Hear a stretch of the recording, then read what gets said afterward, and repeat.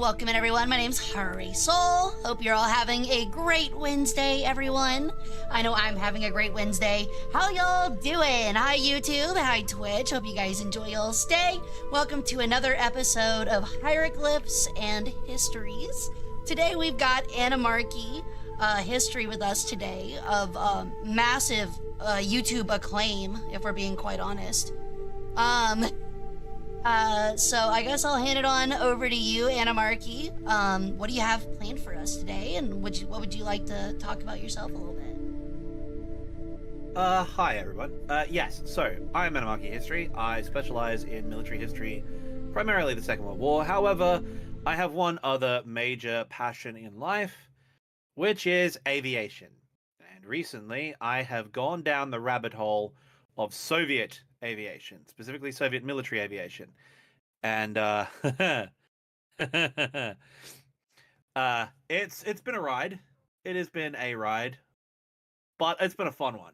So today we're going to talk about the wildest shenanigans in Soviet aviation history, primarily focused around their military aircraft. We don't have civilian aircraft on this list because airliners are boring. Sorry to train autists, but for the planes, which is what airliner-focused people are.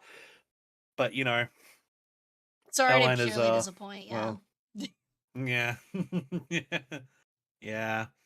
But yes, we are here to talk about Soviet aviation shenanigans. And yeah, that's basically what we got. Awesome. Now, I will say, chat, just like every good history presentation, which is just what me and Animarchy were talking about. As you guys know, I've been having technical difficulties like all week, so shit's gonna be a little jank today, is I guess the right way we'll put it. But we're gonna make it work. So excuse like any technical difficulties, excuse the extremely long wait on the start time. That is entirely my fault. We should be good to go. So, I'm really excited. I feel like everybody in here, most of my community is like history people. I mean, I guess that makes a little bit of sense. But a lot of them play War Thunder as well. So I think we know a lot of like the commonplace like Soviet stuff. Even like some of us I feel like might know a little bit of the weird stuff. But I'm kind of curious to see what you've got in store for you know. Well, it's just really with the easy weird actually stuff. because I am going to open with an aircraft none of the War Thunder crowd would really be familiar with unless they have gone down the bloody rabbit hole. Really? Okay? Because this aircraft would never get introduced into War Thunder. Because as we know, that bad? War Thunder is owned by a Russian company. True. And as we know historically and presently, though we don't want to talk about that, they aren't exactly well known for admitting to their failings or admitting to their wrongs. They're not very big on it. And so not only is this one of the worst aircraft ever built, it is also one of the most embarrassing aircraft ever built, and it is one of, if not the stupidest things ever built. You see, that blows my mind with you saying that because, like, I mean, chat knows me. I'm a big fucking history nerd, as, you know, a lot of people are in here, like I just said. But I remember, like, there's been some wacky, like, we're talking, like, Nazi Germany at the end of the war, like, completely will never be able to, like, fabricate anything like this tier designs from the Soviets during the Cold War.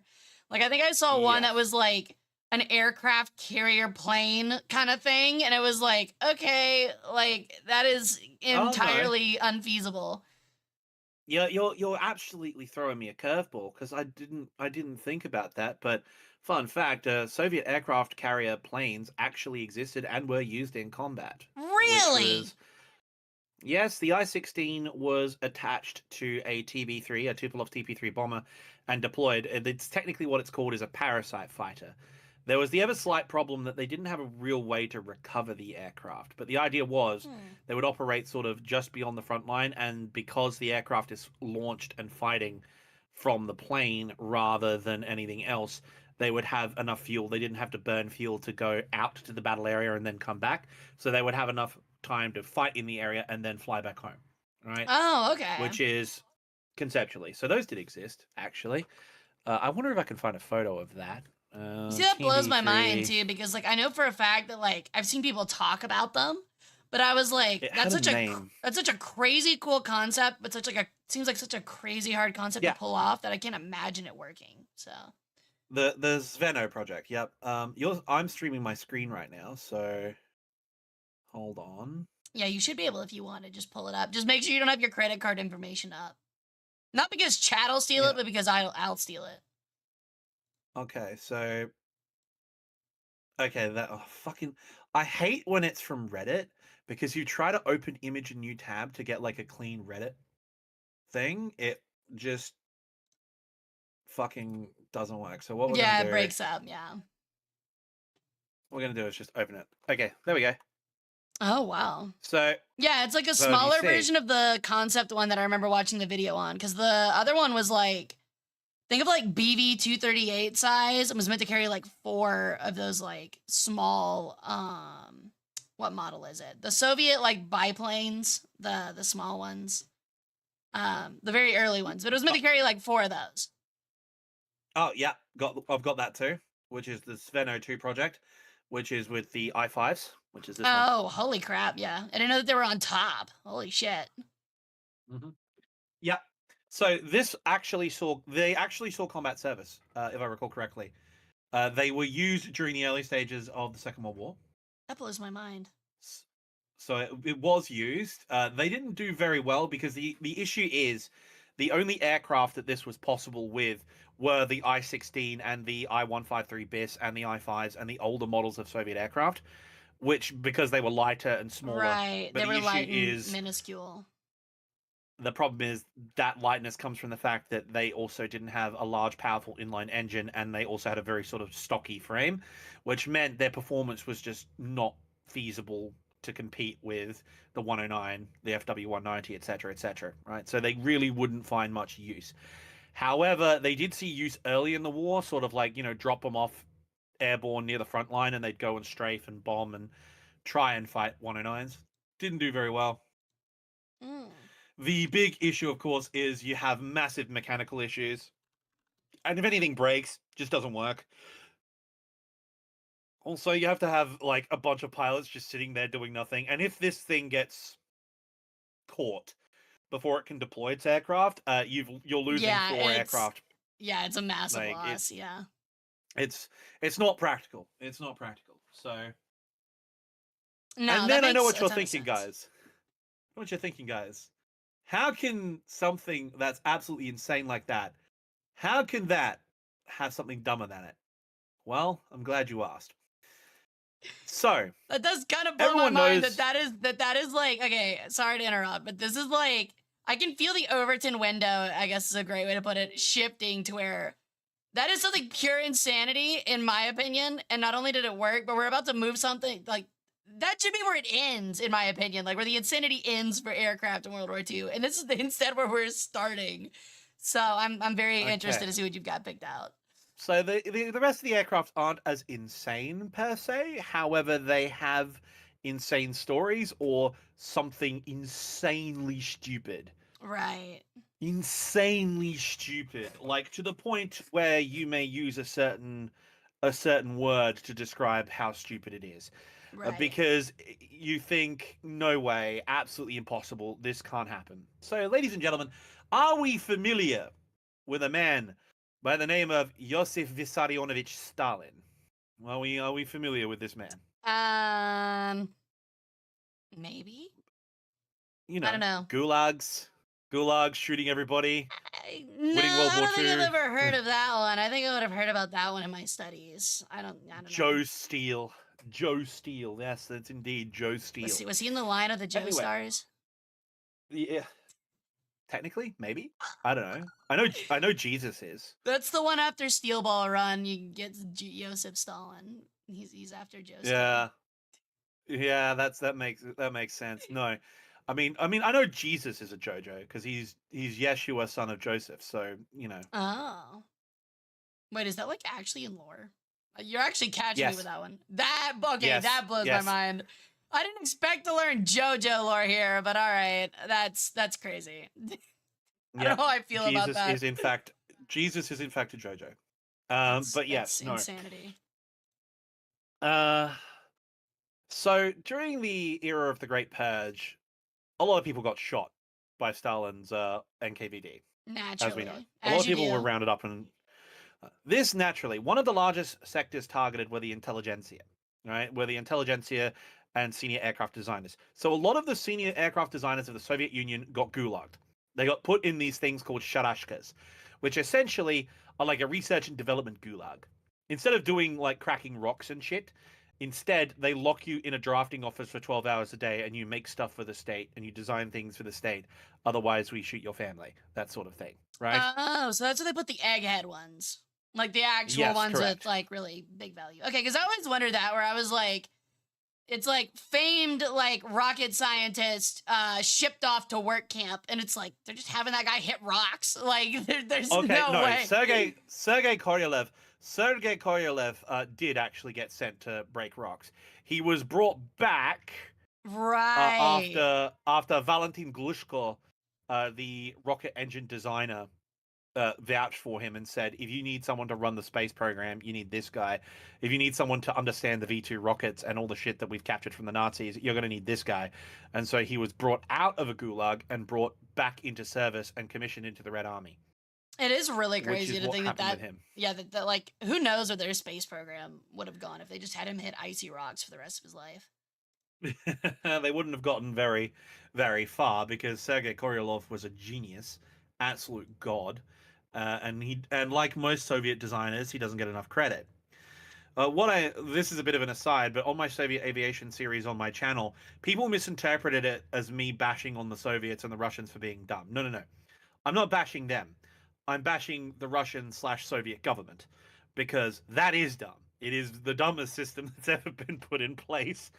And these guys are achieving miracles of engineering despite their government trying to kill them half the time. And so it's truly remarkable. And these people achieve great things. However, the man we're going to talk about is the opposite of that. Because with communist governments, especially under dictatorships, as you see it in all dictatorships, but especially communist dictatorships, party position is often more important than competence. If you have a friend on the Politburo, if you have family on the Politburo, if you know a guy who had dinner with Stalin back in the day during the revolution and put in a good word for him at the party congress that year, you could get ahead of people who are much more qualified than you. One of the Sounds like largest the U.S. designers, corporate world. Sounds like the U.S. corporate world, yeah, honestly. yeah, it's no different. It's no different. it's no different, except this one has both the corporate world and the firing squads. The Americans managed to get around this problem by having the firing squads and the corporate world usually separate. For now. For now. For now. Ooh, don't want to touch on that too much. You will shell out 50 McNuggies within 5 minutes, or the alarm will go off and you will all be exterminated from the McDonald's back kitchen. Attention, Bajoran workers. Hold on. The bullet is coming out of your paycheck that is going to your family. That's actually a thing that China used to do.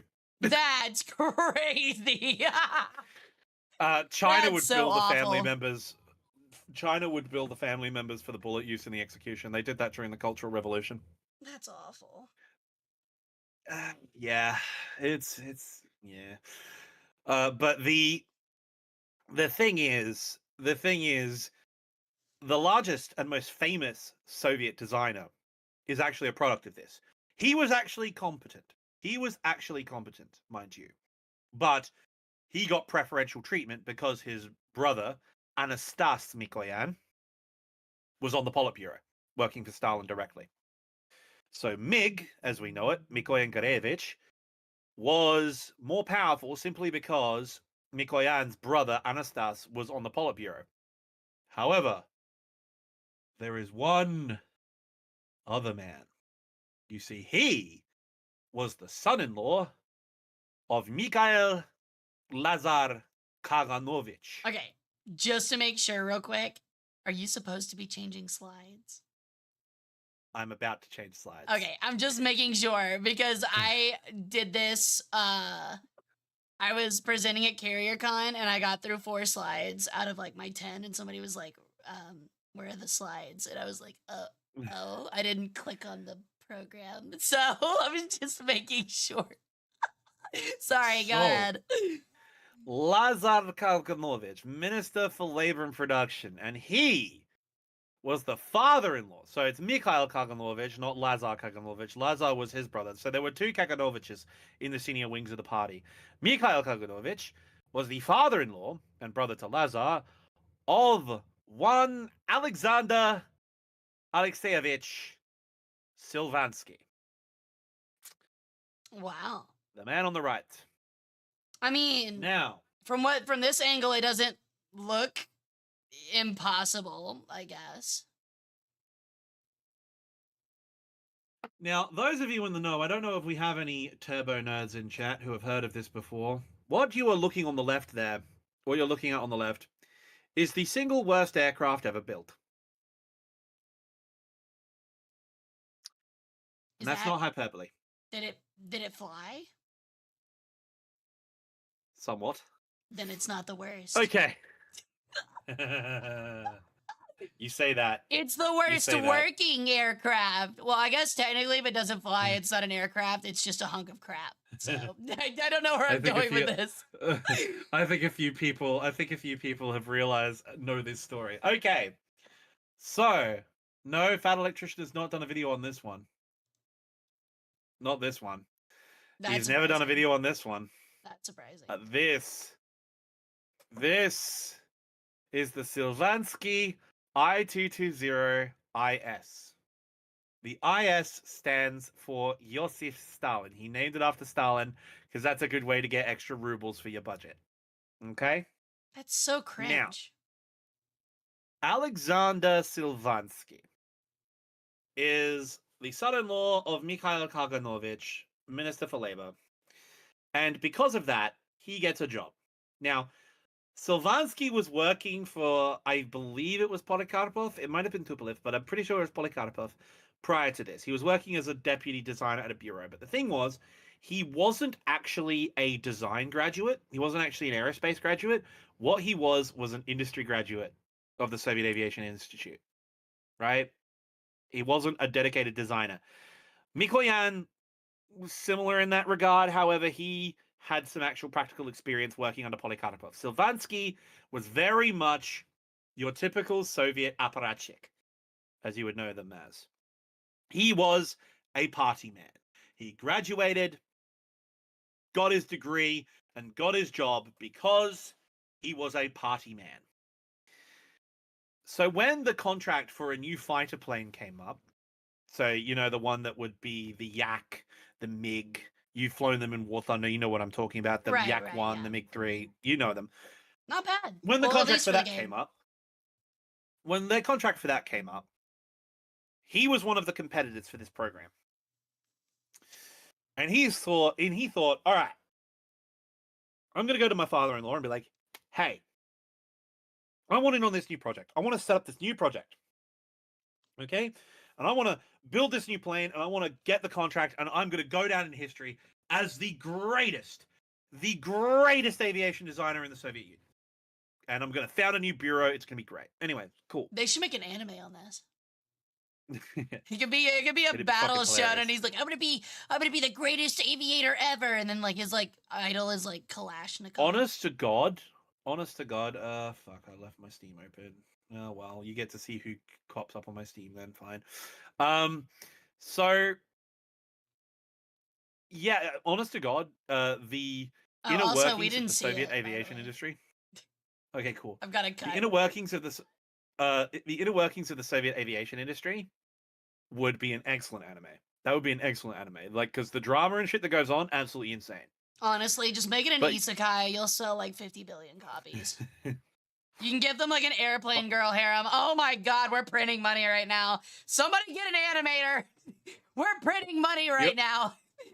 You joke, but I have the rough outline for a light novel called Reach for the Sky, which is an isekai into a world where a young girl invents powered flight.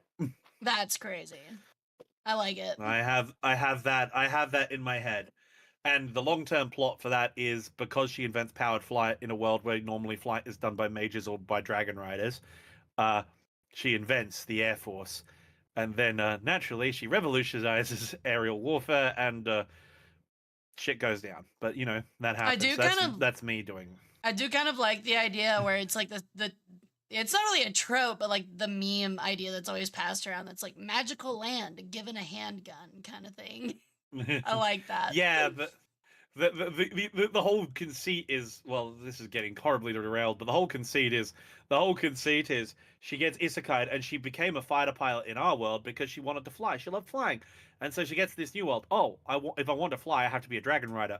Well, problem, you're a woman in the late Renaissance era. So no, that is done by men who are big heroic knights riding dragons, and only the nobles get to do that. Oh, well, I guess I'll have to be a mage then. Spoiler alert, your magic ability is dog shit. Well, I guess I'll just have to invent planes then. That's the story. If you've ever seen Ascendance of a Bookworm, imagine that, but instead of learning how to make books, it's how to build an airplane. Which is Parthenax spending right. 2,000 years learning how to Thum when he tastes my 40mm high explosive cannon. Yeah, you joke, but literally that. She develops the Air Force, and like I have this whole idea where she like uses magic crystals instead of petroleum combustion because they don't have refining yet, and Right. she uses the magic system to create like air-to-air weapons and stuff like that. Like I cast fireball is now an air-to-air weapon. Right? That's Absolutely crazy. I like it. That's that TLDR. Anyway, that's a whole different discussion. Point is, Alexander Sylvansky gets this job as a designer, so he gets to set up a new bureau. The problem is, because he's a new bureau, even with his homies on the Politburo, he can't just go around to Yak, Mig, or Mig doesn't exist yet properly, it's still under Polikarpov, but he can't go to Yak, Polikarpov, Tupolev, he can't grab Mig, he can't grab Gurevich, he can't grab all of these dudes. He can't grab them. Like, they're all fucking working for the other bureaus. And there's also this other bureau which has recently gone defunct, which had a bunch of good designers and they've already been picked up. So what does he do? Well, the only option he has is he has to get aerospace engineers from all the defunct bureaus that have closed down. And all these bureaus went defunct for a reason. Their planes didn't work. Oh, right? no. Are you telling me So this he guy has is to- like, this guy's assembling the Avengers of the most dog shit aeronautic engineers in the Soviet Union? Yes, that's exactly what he's doing. So there was I'm having to cheat a little bit because I've forgotten his name because there's so many of them. Grigorovich. So Grigorovich was a design bureau before and was actually quite a successful one, but that one's closed down. Right, that one's just been closed down. So he poaches the team from Grigorovich and then has to get the rest of his crew from all the defunct bureaus around the place that are dog shit. Right, so he assembles. That's incredible. He assembles this team. And then, because of his connections on the Politburo, he gets a new facility near Moscow. Everything. The whole 9 yards. He gets all the shit he needs. And so he starts this design bureau. Right, we need to build a plane. So he designs the plane that you see on screen there. Now, there aren't many photos of this thing. For a reason. Anyway, they start building and designing this thing, and it's a very stocky aircraft, as you can see. I actually meant to ask, is it like a model? Because it doesn't look very big. It looks smaller than an I-16, if I'm understanding this correctly. No. This is an aerodynamic model inside the shop, right? This is an aerodynamic model inside the aircraft. Because I was about to say, like, you could fit a person in that, but it'd have to be like a small person. So it's a bit hard because there are no actual surviving photos of the real aircraft, as far as I know. Oh, gotcha. Okay. So this is the aircraft. I'll see if I can find a better mock-up of it. Because yeah, I agree with Rat. It does it looks like if you just put that in front of me and were like, this plane flies kind of okay, I'd be like, all right, sure thing. Yeah, I'd imagine so. So I'm really interested to see where this goes wrong. We'll bring this up. We'll bring this up here. So there you go. All right, this is what This is what the design looks like overall. This is a better four-way photo, right? Oh wow, that is a stocky plane. Okay. Now, for those of you who know a bit about aerodynamics, can you see a flaw, perhaps, in this design? Can you see perhaps a tiny little flaw? If I had to give like an Yeah. uneducated guess, is it the fact that like the intake is so massive, it's got a ton of surface area that like makes it slower?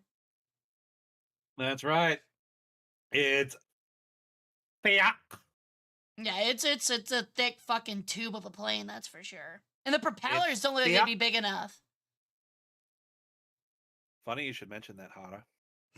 Okay, so the fuselage is not very long.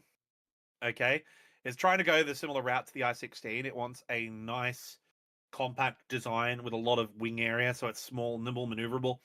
It doesn't want to be flapping around too much. It wants to be stocky and hardy so it can survive on Soviet frontline airfields. And it wants to use the biggest radial motor available, which is that, right? Which That is is a hell the of a radio Nomron engine. off. It was the Nomron. It was a derivative of the Nomron. I can't remember off the top of my head. I think it's the 44. Anyway, point is, it has a Nomron engine, right? So, allow me to educate you. First off, he sets up the design bureau, gets his designer, who I believe is called Loginov, I believe, from memory. I'd have to go back through my research materials. It's been a while since Soviet Aviation Part 1. But he gets this design bureau set up and then immediately fucks off to Moscow. Because he's a party man. He's not a designer or an engineer. He's a party man. This is a vanity project. He's project director. He oversees glorious work of the Soviet Union. Loginov and his design team, the rest of the dudes, are responsible for building this thing. He has some input, some ways in and out, but on the whole, he's pretty hands-off. Anyway, they start building and designing this thing. He's bigging it up in Moscow, talks it out, and then he comes back and has a look. So, they've designed this big, thick airframe. Originally, they were going to get a Nomron R-44 engine, I believe. And they set it up for the R-44, okay? However, due to Soviet engineering delays, as always, Soviet engine development is a disaster. Soviet aero engine development is an absolute disaster. It is a cavalcade of catastrophe from start to finish. It doesn't really kick in properly until the 60s and 70s, all right? Prior to that, Soviet aero engine design is an absolute dog water shit show. So he goes back and he's like, okay, we need a new engine. So we're going to get the R-44. They don't get one. It's delayed. So they have to use an R-43, okay? Which means all the engine mounts are wrong. So they pre-made the frame for the 44 engine and just were like, fuck it. Yeah, didn't work. So they have to use the older 43. Okay, cool. Step one. You know what this is reminding me of right now? This is reminding me of that dog shit Israeli, what is it, the Sakine? Where like they couldn't get the Messerschmitt engine, so they had to like stuff in the HE, the Heinkel engine. And it was like you're talking about the Junkers Yumo 211, the long water cooled version, the similar to the Dora. Yeah. You're talking about the S199 Avia, the Avia S199, the BF109 with a Ju88 engine. Yeah, the one that was like really bad. Yeah. That's a mess. That is a mess. But yes, it's very similar in that regard. So what happened was they've got the 43. Okay. So they mount the 43. The engine mounting points don't fit. Okay. Well, we're going to have to adjust it. Now, if you look at the landing gear legs, you notice something a bit weird about the landing gear? Is it fixed? No. No, it's retractable. Yeah, it's retractable. But I can't quite tell. That it was a big ass fucking engine. If you look at it here when it's tailing, dragging along the ground, do you see the relative size of the landing gear to the aircraft? Oh, I'm seeing the rear wheel now. That is like literally the size of like a spoon of yarn, like a spool of yarn. That is yes. crazy. Someone in chat points it out. They seem a tad small. Indeed, they are. So when they finally set the aircraft up, they realize that the landing gear legs are too flimsy and they're too small. You know what it kind of looks like? Do you ever have, I don't I'm know if like, they had them in Australia, but they were very popular among kids in America, like the little Fisher Price, like yellow and red, yeah, like step yeah, cars, like Flintstone cars. yeah, It looks like the yeah. wheels for that. Oh, thank you for the They follow, stick out Oli when Random. they stick out when folded in, don't they? Not yet, but notice I say yet. So they realize that the landing gear legs are too short and they're not badly designed. Alexander Sylvansky is busy in Moscow at this point. He's talking up to the boss. He's like, "Guys, comrades, this will be greatest airplane." Sorry, I'm gonna do something really cursed here. I'm gonna apply a Russian accent to it. It will be the greatest airplane you've ever seen, folks. Folks, you've got to understand, greatest airplane ever seen, folks. I built it. I'm great. Anyway, I was even doing the hand movements there. Anyway, Good so he lord. builds the, he does this, comes back and asks Loganov, what the fuck is going on? I'm telling everyone in Moscow how great this thing is, and you're telling me it's not working. Well, chief designer, this is problem. And he goes through all the problems so far, and they're like, okay, well, what do we do?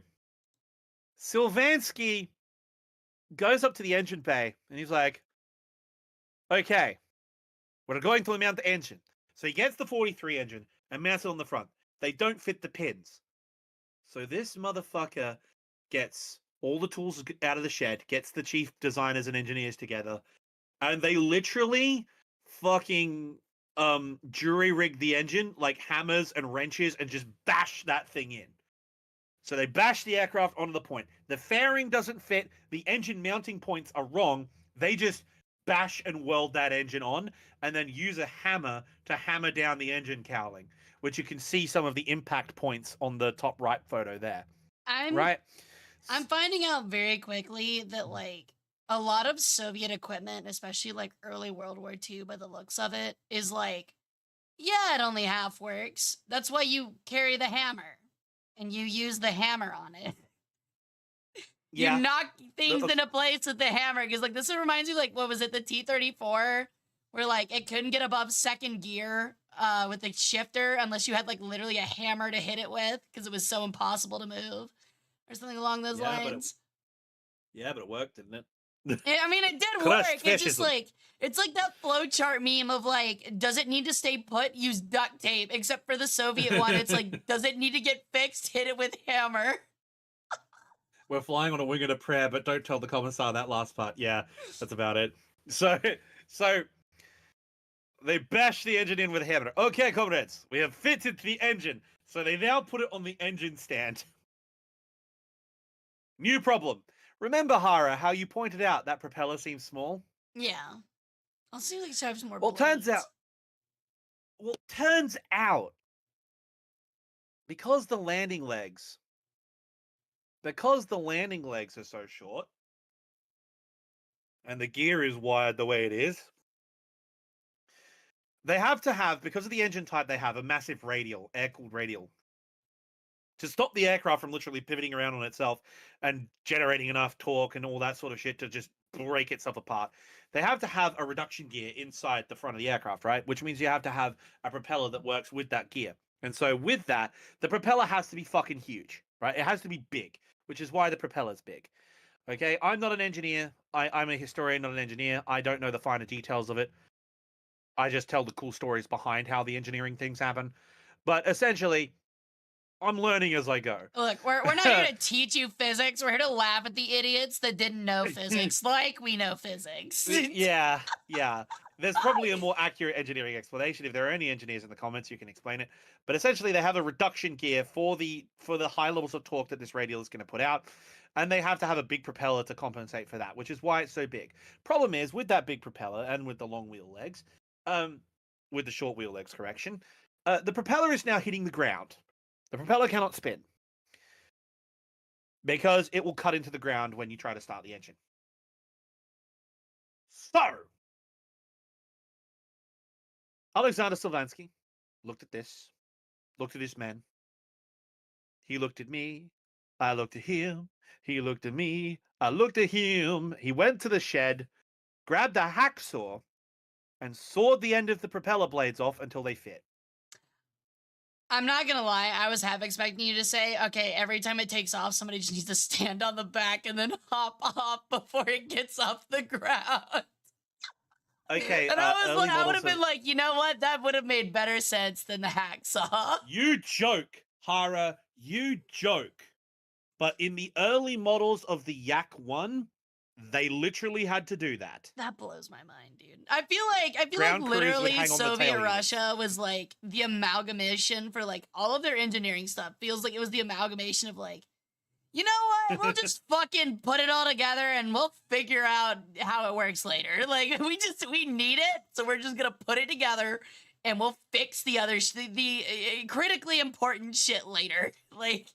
I believe the line you're looking for there, 70-second shot, is I took ballistics in school, you know. Fascinating subject. Things go up, things come down. I love Company of Heroes. So much fun. But yes, they took a hacksaw to the propeller, cut the ends off. Beautiful. Now, the problem is the propeller's too short. Well, we can't let that happen. So what they do is they eventually extend the gear legs, which make them even more flimsy because they're already thin as it is, and then reshape the propeller a little bit, but it's still far too short. So you've got a propeller that they've had to saw off to make work, and it still wasn't short enough because it would be too short. So they extend the gear legs, making them more flimsy. They've had to mount an engine that wasn't supposed to be fitted on it, and they've done it with a hammer and smashed it into the engine points. And then hammered the fairing down. And as you can see, it is a thick boy. This thing is unaerodynamic, it's fat, it's heavy, the propeller's too small, the gear is too short, too long, too small, short, doesn't depending on what day it is. And this thing has two 50 cal machine guns and two 20mm cannons, as you can see. It might have, was it 50 cal? Was it the Berezin 12B or was it the Shikas? It might have been a Shikas 7.7. Anyway. I have no clue. Two machine guns, two cannons. It's either a Shikas 7.7 or it would have been a Berezin UB. I think it might be a Shikas, actually. I'm full of shit. It's a Shikas because it's too small to be a Berezin. So you've got the 220mm, two machine guns, similar to the I-16, and 1,000 rounds of ammo, lots of ammo, all the ammo for days. Right. Now they're going to test it.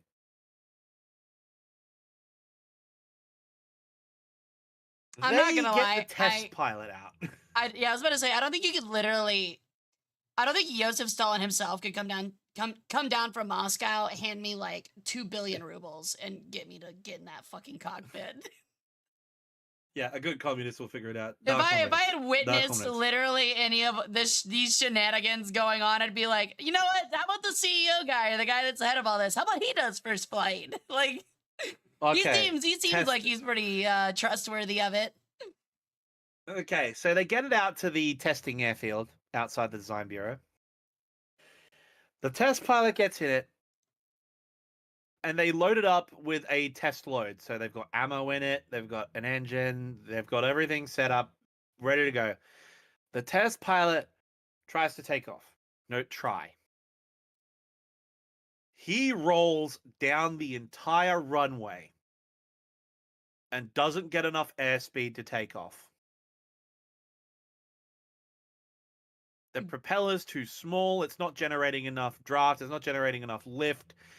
It's not getting they're not getting fast enough. She's too heavy. She's unaerodynamic. And because of the way the propeller was fitted and the mountings of the engine, it's shaking all over the place. He pulls up, he taxis back. He's like, guys, this isn't going to work. Can I ask you, chat? In chat, I'm going to ask you to define something. Hara, you can join in on this as well. What is the primary purpose of a fighter plane? I guess specifically a fighter. I guess it would depend on the fighter, but I would imagine like just, you know, movement, agility, intercepting. Well, not intercepting, but essentially being able to like agilely dogfight, essentially. Yeah. Your job as a fighter pilot is to destroy enemy aircraft. You are there to destroy the enemy in air-to-air combat. That is your job.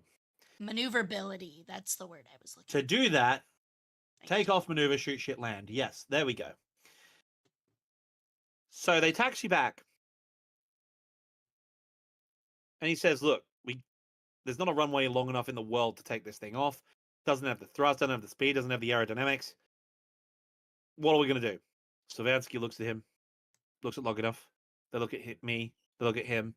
Looks at me. Looks at him. Well, it's only a test. Do we really need the ammo, or the guns, or half the fuel? Do we really need that? I mean, it's not like we're building it yet. I mean, we can just take that. We'll work it out later. Okay, so they pull all the equipment that they actually need to be a fighter out of the aircraft. It is literally just a flying box at this point. They literally said, "Look, the Japanese are making it work without fuel and ammo. We can do it." Like, yeah. So they throw this poor test pilot in. He's got all the guns. Okay, it's light enough. We can get enough speed. Let's go. We can do it.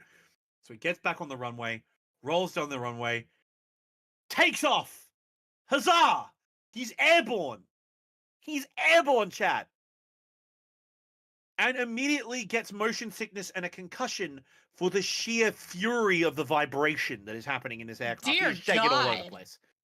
He is shaking all over the place. This aircraft is barely able to stay stable with the amount of torque and instability of the propeller. The engine's mounted wrong. The propeller's not working. It's not long enough. It's not providing enough power. He's shaking all over the place. it's okay. So you're telling me it is violently shaking enough that it gives him a concussion?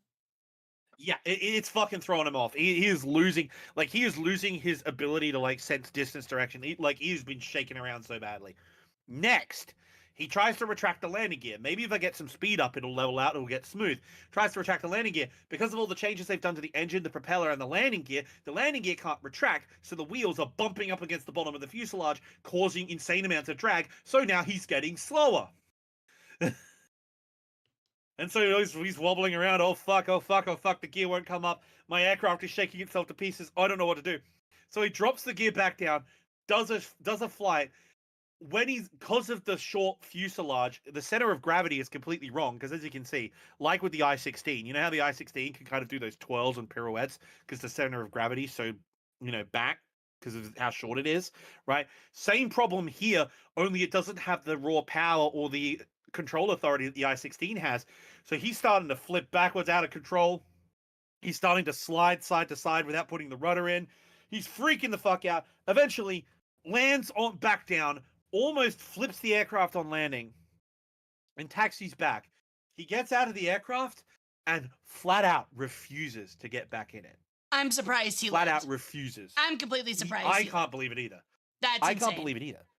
That he gets out. mind. He's like, no fucking way am I getting back in this aircraft. Okay, fine. We'll get another guy. So. Oh no, he wasn't shot. No, he wasn't shot. I do want to say, that kind of blows my mind. I kind of have a little bit of a personal experience with vibrating vehicles due to engine mounts. So, I had an old car where, the engine mounts on the entire engine block wore out entirely, and it was sitting on the frame of the car, and it would violently shake. It was nowhere close to even moving my body. I cannot imagine how fucked the design has to be to shake so much that it gives you a fucking concussion. Yeah, because it's vibrating so badly, it's banging his head on the canopy frame. He's can't. Insane. Okay, so he lands this thing. The test pilot gets out. He's like, "I'm not getting back in that thing. You couldn't pay me to get back in that thing." So they make a few more tweaks. They don't help. They get another test pilot in. They get two more, actually. They try to make another flight.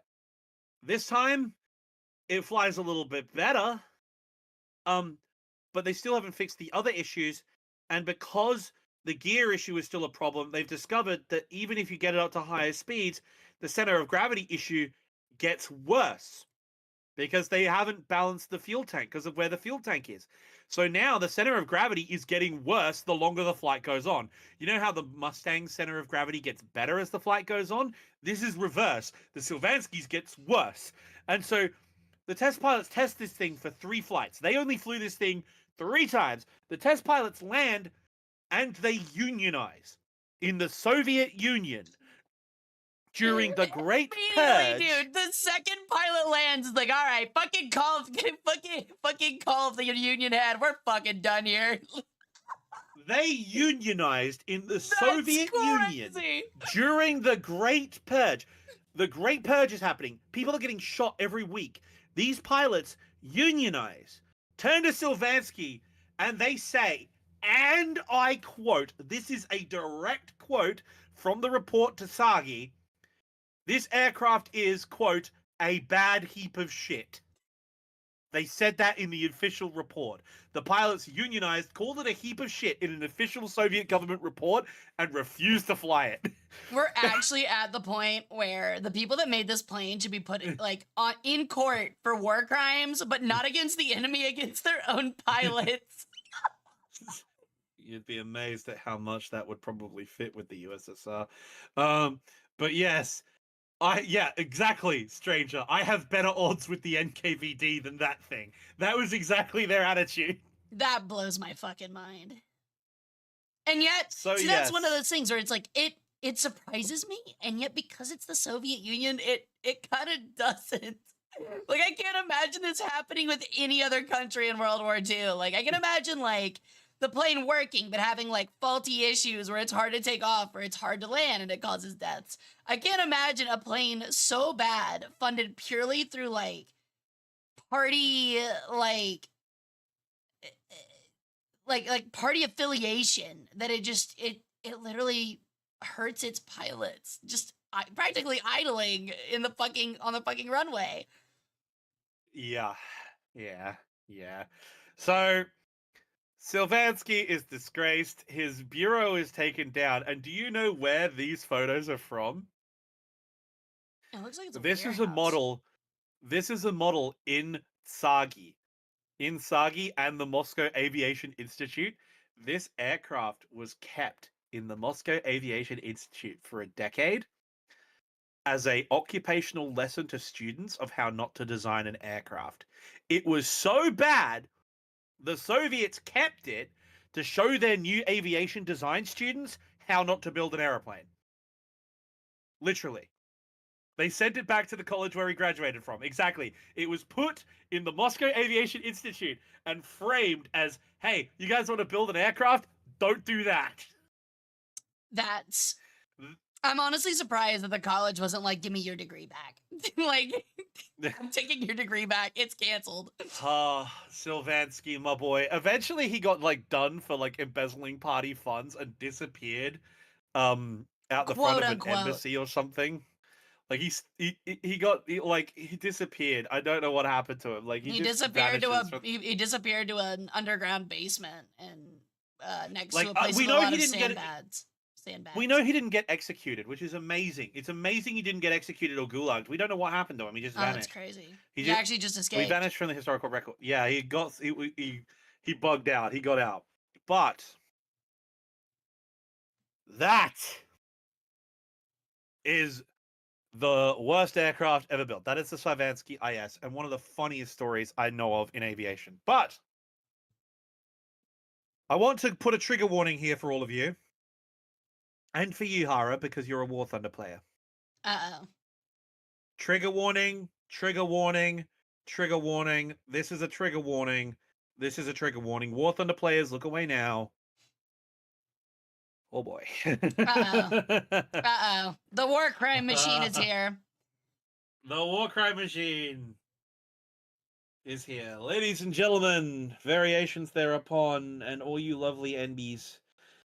I present to you the Petyakov PE-8. Destroyer of allies and enemies alike. The greatest strategic bomber ever made. Air quotes. Okay. Oh. You must be after the patch. We all remember the 6,000-pound doom bomb from the sky, the mini nuke that would drop on you from on high. Yeah, that just picks a square on the map and just eliminates everything in it. Yeah. Ah, yes. The Petyakov PE-8. Now, this is a very interesting aircraft in its design. It went through a lot of variations.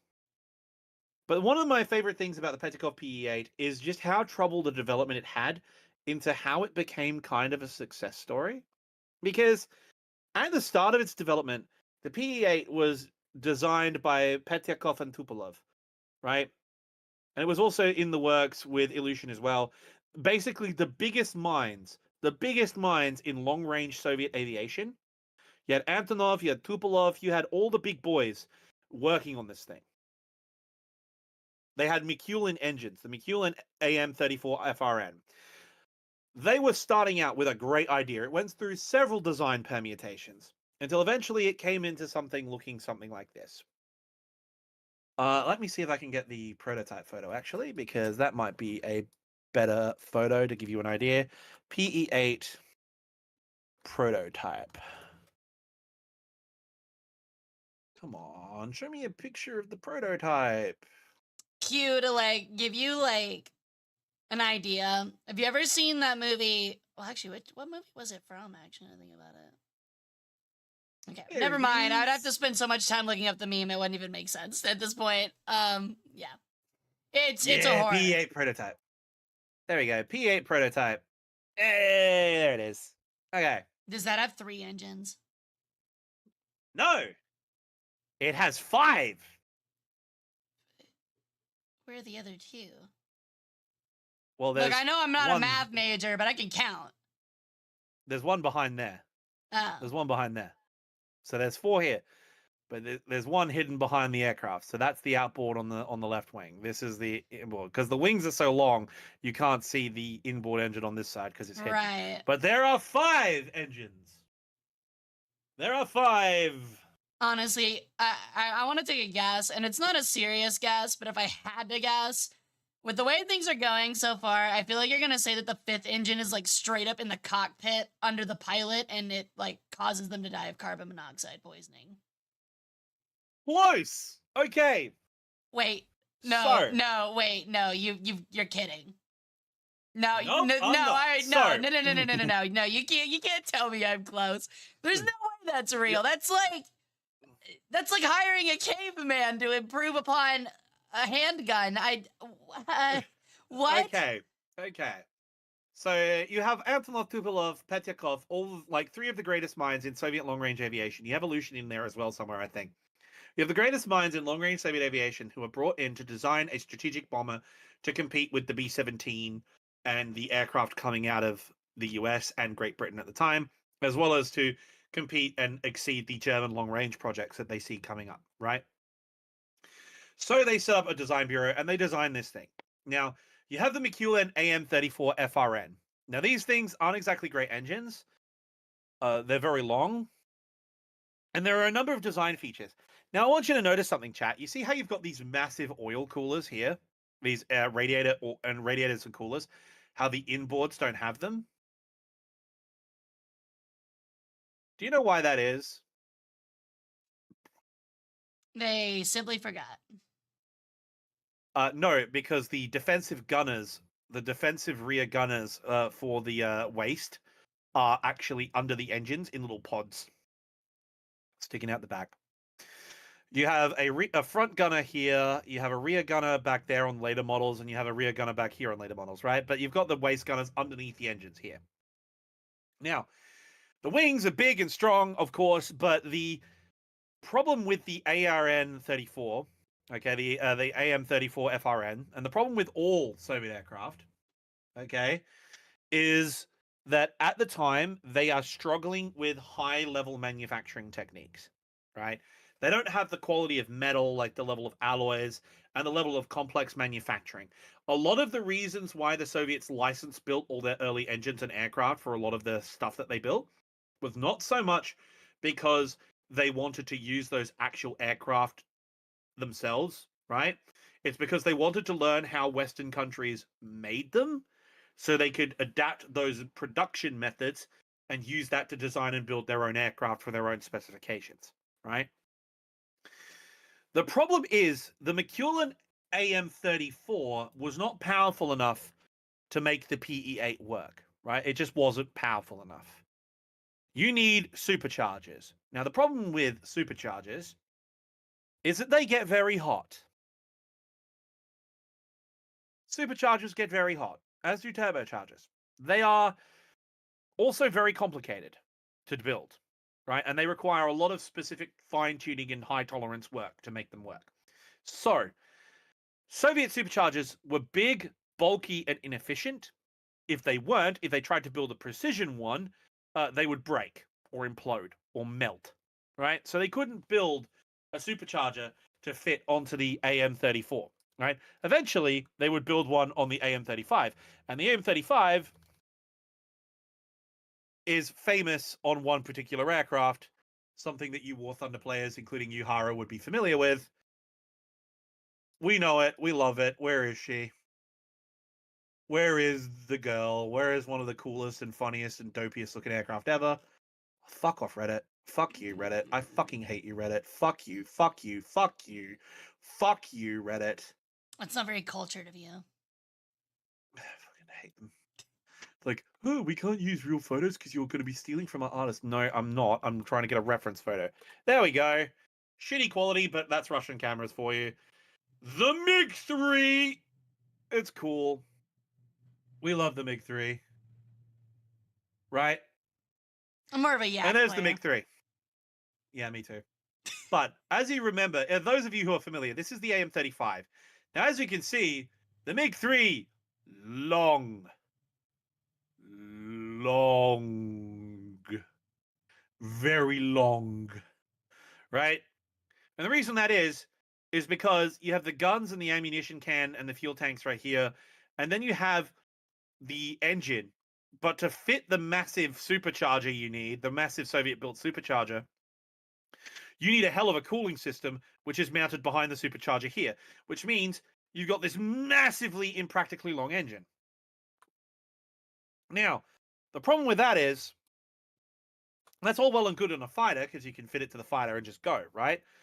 On a bomber, you're mounting these into the wing, and so that's going to add a lot of weight and a lot of stress on your wing, and that's not practical. But we're going to be too slow, and we won't be able to get up high enough unless we have a supercharger that will work and supercharge these engines to operate at high altitude. Right? So what do we do? Well, see if I can get the photo. I had one.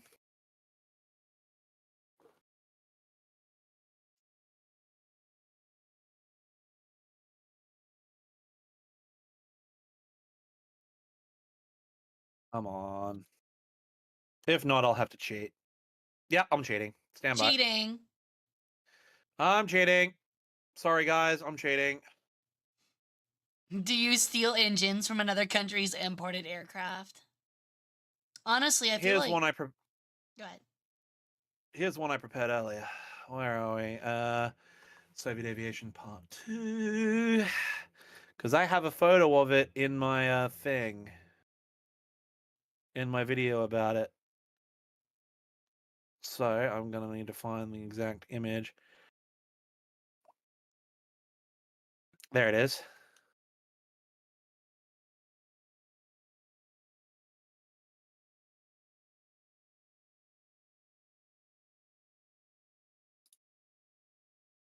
You see, I think chat's giving some really good ideas, which means that's definitely not the answer. There it is. All right.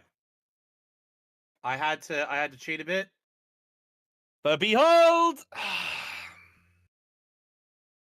There it is. So that... Yep, Otan Uran, you are correct. The solution they found came up with by a Ukrainian engineer who became the father of Soviet jet aviation, Arkhip Lyulka of the Lyulka Turbofan Design Bureau. Lyulka invented the turbofan, actually, so a Ukrainian aerospace engineer was the designer of the turbofan, and the turbofan is the #1 type of engine used in every aircraft today. Now, where did he get the experience building jets? Well, Lyulka also designed the engine that is currently in use in the Su-27 Flanker, for those of you who are very interested in that sort of thing.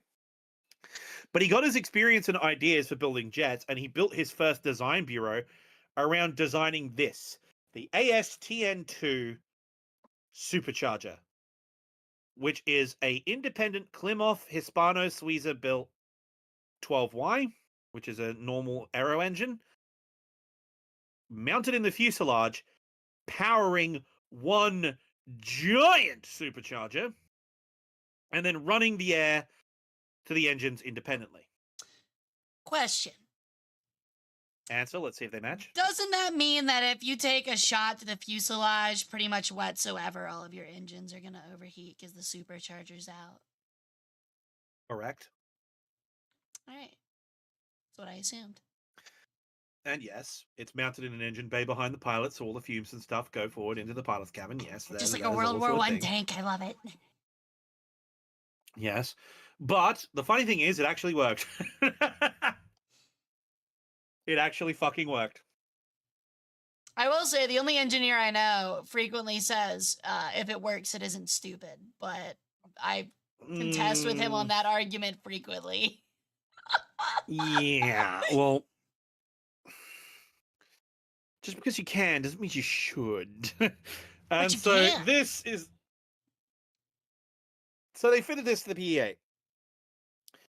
Problem. When they were finally getting to test it out and get it running,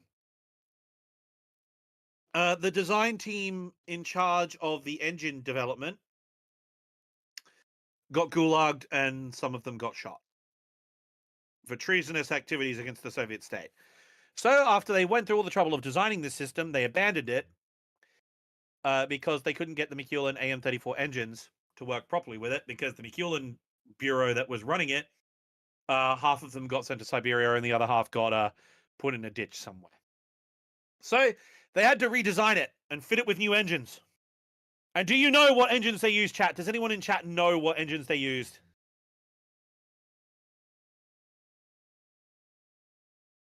They're probably going to take a minute.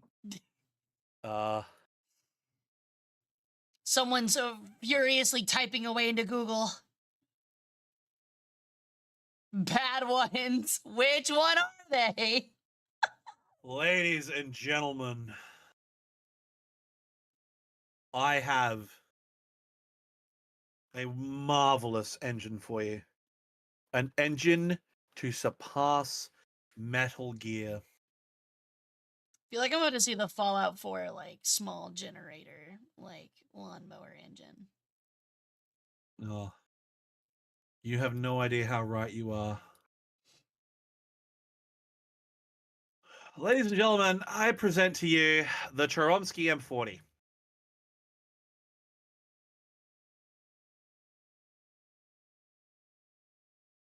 This is the Chomsky M40, ladies and gentlemen. Do you notice anything about this engine? Nothing that I would notice know. something?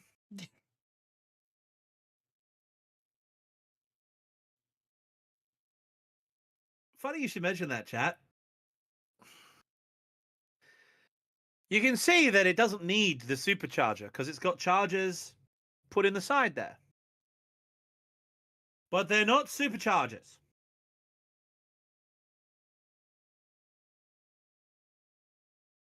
That's a turbocharger. A twin turbocharger, in fact. And if you wanted to twin turbocharge an engine in this era of time, what would it be? I know I'm milking this, but it's just too funny not to.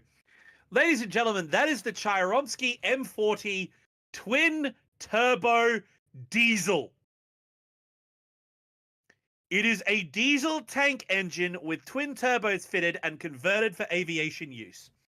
It is a turbo diesel on an aircraft.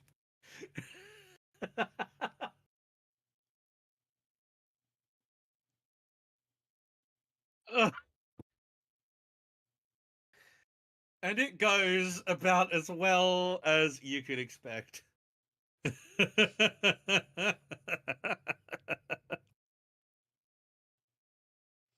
So you got incredible range out of this thing. I got to give it credit. You got incredible range, enough to get to and from Berlin comfortably, which is what they did. However, on their bombing raid to Berlin, their first and only major bombing raid to Berlin with the PE-8, 2/3 of the mission crashed due to engine failures. That's crazy. At which point they swapped them out and replaced them with, as someone pointed out, the Shestakov ASH-82, which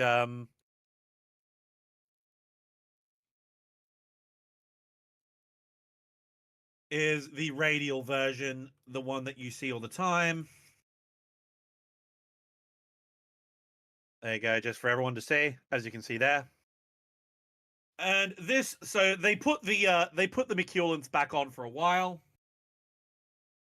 but eventually they swapped them out to this radial. And after that, the PE-8 was a rather great success. It could carry the big bunker buster bomb that ruins all of your lives as War Thunder players, as we know. But they also have a bunch of other great things. Like, for example, the PE-8 was an airborne test platform and Arctic research aircraft for 20 years after the war. It flew into the 60s. And it had a very cool mission. Namely, this one. I'm going to use Reddit because fuck it, why not? We're past the point of being able to care about Reddit. There you go. Wow. They use it as a test bed for pretty much everything, and yes, they used it to test airborne launched cruise missiles. Is that a V1 rocket? Yes, it is.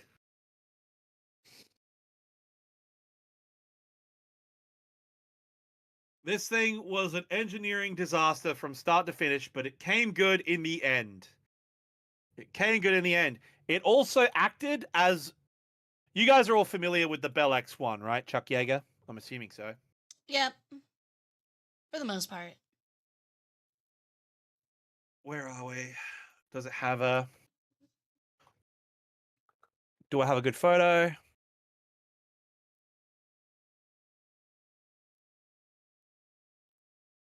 Is there a good photo of that?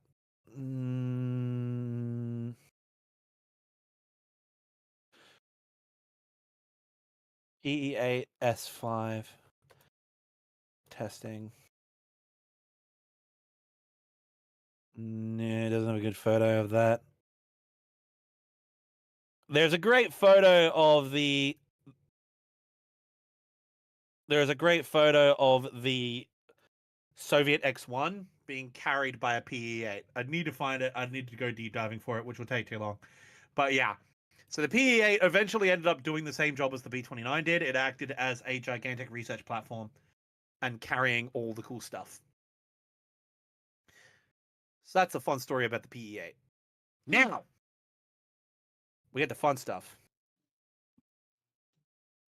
We get to actually interesting fun stuff. Alrighty. You know it, you love it, you've probably seen videos about it, and those of you who are high tier in War Thunder are probably very familiar with it. The MiG-23 Flogger. We love the MiG-23 Flogger. It's alright. The MiG-23 Flogger it's one of those interesting aircraft where it has a bunch of interesting features. Like, the Sapphire look-down, shoot-down radar is revolutionary for its time. It's bigger and bulkier than American designs, but it works, and it was rather revolutionary from a technological perspective.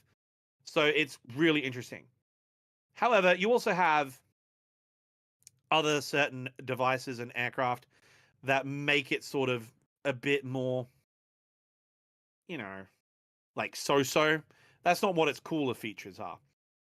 The variable geometry wings, the swing wing, giving it incredible speed, and the massively powerful engine, made it one of the fastest aircraft in the world at the time. And to this day, it still is one of the fastest. The MiG-23 is incredibly quick. The only problem is, like with all Soviet aircraft, that speed comes with an inverse relationship to the engine's surface life. The service life on a MiG-23's engine is not very good. However, that's made better by the fact that Soviet aircraft usually think about this in ahead. And so, like most Soviet aircraft, you can actually pull the entire tail off and just pull the engine out and stick a new one in. So it's really cool. Kind of like an Abrams. Kind of, yeah. The real issue is, as someone in chat pointed out, it has a bunch of other problems. You see, the Soviets designed aircraft to operate from frontal aviation fields, right? Which means all Soviet aircraft need to have a rough strip capability, right? So if you've ever wondered why the MiG-29 has those vents that close shut in front, or why the flanker has those vents at the front of its aircraft, at the front of its intakes, and why the MiG-29 has the same thing, it's because they are designed to operate from frontal aviation fields like all Soviet aircraft are. And the MiG-23 is no different. That has a rough strip capability. However, to give it that short takeoff performance, while also having speed, is what one of the main concerns of why they had the variable geometry wing was for. Okay? But the big issue they ran into was this thing weighed a ton. The earlier MiG-23s were some of the heaviest fighter jets ever built. To the point that even though it was incredibly fast, this thing was insanely fast, it was a lawn dart. People who tested, American pilots who tested it during constant peg, and granted they only had import versions from like Arab countries that were captured, so they didn't have the later models. They had earlier models of MiG-23, and when they tested them, they said that even if you were flying a Phantom, if a MiG-23 was on your tail, you were still offensive, because you would just have to turn, and the MiG-23 could not turn with you. Even with variable geometry, even with the incredible amount of power it has, it could not turn. Absolutely not. That's kind of crazy considering the Phantom itself is already a bit of a brick. Yeah, that's why they had the Agile Eagle program for the F4E and why it was such a big focus. A Phantom could outturn this thing, right? A Phantom could outturn this thing. So they had a bunch of issues with it. But that's the interesting thing about the MiG-23, because as you can see on the right, one of the early prototypes for the MiG-23, before they had the variable geometry idea, was to get around the problem of short field takeoffs by having a vertical lift engine in the middle of the fuselage like a Harrier. It wouldn't be capable of proper hovering, but they had a lift engine in the arse of the aircraft, which would help it boost itself like a ramp off of a short field, right? Which is one of the really cool, interesting design features of the Flogger. Now, later on, yeah, stole, yes. But the MiG-23 had a massive refit done in the late 70s, early 80s, which is, of course, what someone in chat mentioned, which is the MLD, which basically roughly translates from Russian into the lightened reform variant, or something close to that effect. And they pulled all the weight out of this thing, as much weight as they could. They added a new degree of sweep to the aircraft. They improved the engine, because originally the engine was really finicky. The engine had slow run-up times. It had problems with the engine and the throttle. It had serious issues. And if you weren't careful, you could literally melt the engine. The pilot could melt the engine by accident if they didn't run it properly, right? You know what this is reminding me of? This is reminding me a lot of the Foxbat.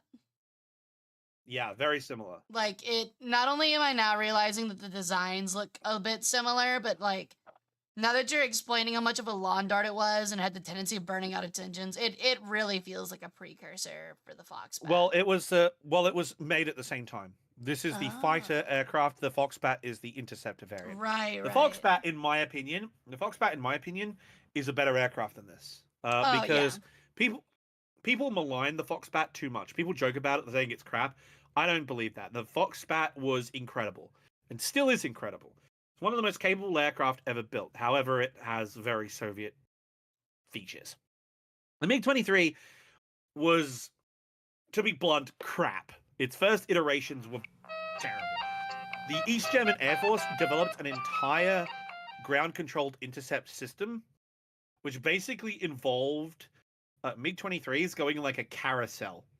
So instead of having them turn, fight, and dogfight with the NATO fighters, it would be like a railroad.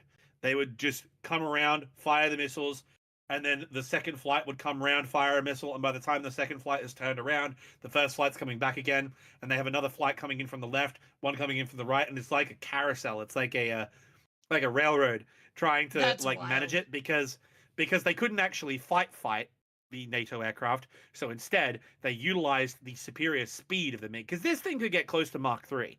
This thing could keep pace, because it's, even though it's heavy for what it's designed for, it's still got that massive fuck off motor at the back. And if it got going, it could get proper quick. It could get to like Right. Mach 2.75. Because that means all that This weight's thing was carrying the speedy. momentum. Yeah, this thing is speedy. It's just going. So what you do is you utilize that speed to get altitude, to get momentum, and when they have to re-engage, they don't. They fire the missile, keep going, and then pull up to the left, and then their homeboys are coming around, and they start firing again, and they just go in like a sort of carousel. It's really, really interesting. The East German Air Force was one of the best air forces in the world, and the doctrines they designed for their Eastern Bloc aircraft are truly incredible. The MiG-23 especially, like a well-flown MiG-23 used in an interceptor role was actually better than the Su-27 flanker. You see, if that it was used actually, properly. that is fantastic that they were able to figure it out. But it kind of makes me laugh because, like, if you think about the way that, like, I would imagine the way aircraft development actually works is that, like, you have a flight style you're looking for, and you have those kind of like tactical maneuvers already figured out, and you're building a plane to fit the roles that you're looking to fulfill. Meanwhile, you're saying essentially the MiG-23, they came out with it and then it decided how to actually fly the damn thing and how to use it effectively afterwards, which is hilarious. Kind of, but kind of not. You see, the big idea was the Soviets had a similar thought to the Americans with the Phantom when they were designing this, which was it needs to be able to fight a little bit, but we want to be fast. We want a big look down, shoot down radar, which was actually, as I said, the Sapphire 2 was one of the most advanced radars in the world at the time. It was just bigger and bulkier than American sets, which added a lot of weight, which really didn't help. Soviet electronics were far less advanced, so they had to make up for it with raw power, basically. They had bulkier sensors, bulkier computers. They didn't have access to the Western markets to get refinements in microchips and so forth. So they had to use bigger, bulkier old valve sets and to do the same job. So that's why it's got such a long nose, why it's big and bulky, why it's got all these power units in the back here. It's because it's just big, right? And so to compensate for that, you use a really big fucking motor that can put out an insane amount of power, use variable geometry to sweep back. You can't turn, but you can go really quick. And using your big radar, really fast, big missile, fire, get out. Don't fight. Just don't, right? Which is the same principle that the Phantom was designed along. The only issue is the Phantom, like the MiG-23, would find itself in situations where air combat doesn't always go the way you want it to.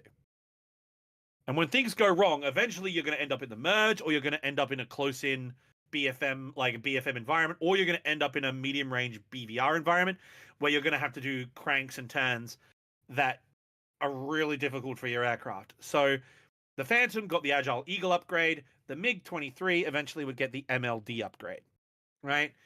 But the real issue with the MiG-23 is maintenance on the engine, because, oh boy, engine service life on this thing was not good and continued to be a problem. The Soviets managed to counteract that simply by having an insane production rate. And because they were such a big country with lots of resources, they also had a massive refurbishment effort. So the Soviets would have a bunch of spare engines on hand, and they would have a warehouse full of techs just refurbing engines constantly, round the clock. So the thing with the MiG-23 is it started off, when it started, it was crap, especially compared to the F-15 and the F-14, which were coming out on station at the same time, right? But with Soviet production and with a little bit of refit and workarounds, when the MLD came out, they had a new angle of wing sweep. They had pulled all the weight out. They upgraded the radar and the power systems to make them lighter and smaller. They had a more powerful engine that was more refined. And the MiG-23 MLD is a 3.5 generation aircraft. It's superior to the Phantom in almost every way. It was superior to Agile Eagle upgrades of the Phantom. And had they gone through with the upgrade in the 90s after the collapse of the USSR, it would have been upgraded further to 2000 specs, and it would have had like Fox 3 missiles in the R-77. It would have had all kinds of toys. So the MiG-23, I think, gets a bit of a bad rap now that I've learnt more about it, but still, it's the troubled development it had and the stories associated with it make it very interesting. And of course, the prototype having a lift jet is just fucking funny. Like, just really cool. So I was gonna say, it feels like the Soviets eventually get where they need to be. It's just that they take a little bit longer. So I was actually gonna ask, like, is it like that where like the Soviets just take a little bit to catch up? Like they come out with like a raw idea immediately and then just slowly improve upon it? Because that seems like how the Soviet and even like Russia today tends to conduct a lot of their vehicles. That come out with something extremely unrefined and then just refine it over time. Or is it really just that the US is just that fucking far ahead of everybody else? It makes Russia look like they're behind because their only competition is the United States. The simple fact is the US just has that much money to throw around, really. But even then China is starting to show that the gap is narrowing, especially in the digital age. And American supremacy is still guaranteed at this point, I think. However, especially with the announcement of the S-47. However, the gap is narrowing. But the Soviets made a point of this. The Soviets and their engineers, because of the way their system worked, they needed to get every single edge they possibly could. So it was kind of similar idea to the Germans at the end of World War II. They have the very similar system, which is the Americans are going to throw $50 bajillion at a problem, and they're going to build a fourth gen like the Tomcat or the Eagle, and it's just going to shit on everything we can build, right? It's just going to shit on us, and we know that. Like they knew about the Tomcat and the F-15 before the American public knew about it, before half of the Pentagon knew about it. They knew it was happening. Soviet intelligence is that good. Yep. So what they would do is they would be like, okay, the Americans are building this. So we need to build something with plasma stealth and lasers and missiles that shoot from space. And then they'll come up with a really cool idea. And then they'll build the thing. But they won't have the technology or the infrastructure to make it work. So what they'll do is they'll shoot as high as they can. They'll build it. And a million things will go wrong with it. But because they need it out there to scare the West and intimidate them, they'll roll it out early and then fix it over time. Right? They did it with the Foxbat. They did it with the MiG. They're trying and failing to do it with the Su-57. It's a very similar thing. But they work. That being said, every once in a while, the stars will align. They'll have the technology, the industry, the equipment, everything will work together. And then you get the MiG-29 and the Su-27. By that point, Soviet industry had developed enough and they'd gotten enough experience, enough industry. The digital age had started to kick in the USSR. Perestroika had opened up avenues for imports from Japan for advanced electronics. All of a sudden, you now have the MiG-29 and the Su-27, which were at the time world-beating aircraft. Genuinely world-beating. The Su-27 especially. The radars and avionics weren't as good as the American ones because they didn't have the advance in technology, But in terms of raw performance, in terms of weapons carriage, in terms of internal storage for fuel, in terms of overall performance, both in BFM and even at BVR, if in the right conditions, the SU-27, like the SU-27 and MiG-29s were superior aircraft. What got the Americans over the line was, their focuses in all the advanced battle space control technology, AWACS, digital warfare, that sort of thing. In terms of raw airframe performance, until the advent of the 5th generation fighter, in terms of raw plane, just plane, the Su-27 was the best aircraft ever built. Just was. And I'll defend that. I will die on that hill. I will die on that fucking hill. And you still feel that way currently with the way things are currently at, like, current airframes? Look at what the Ukrainians have been managing to do with the MiG-29. Like, look at what the Ukrainians have achieved with their clapped out late 90s MiG-29s and Su-27s. They stayed in the fight against the superior Soviet Air Force, Russian Air Force, for 3 years now. They're still operating, right? They still fight.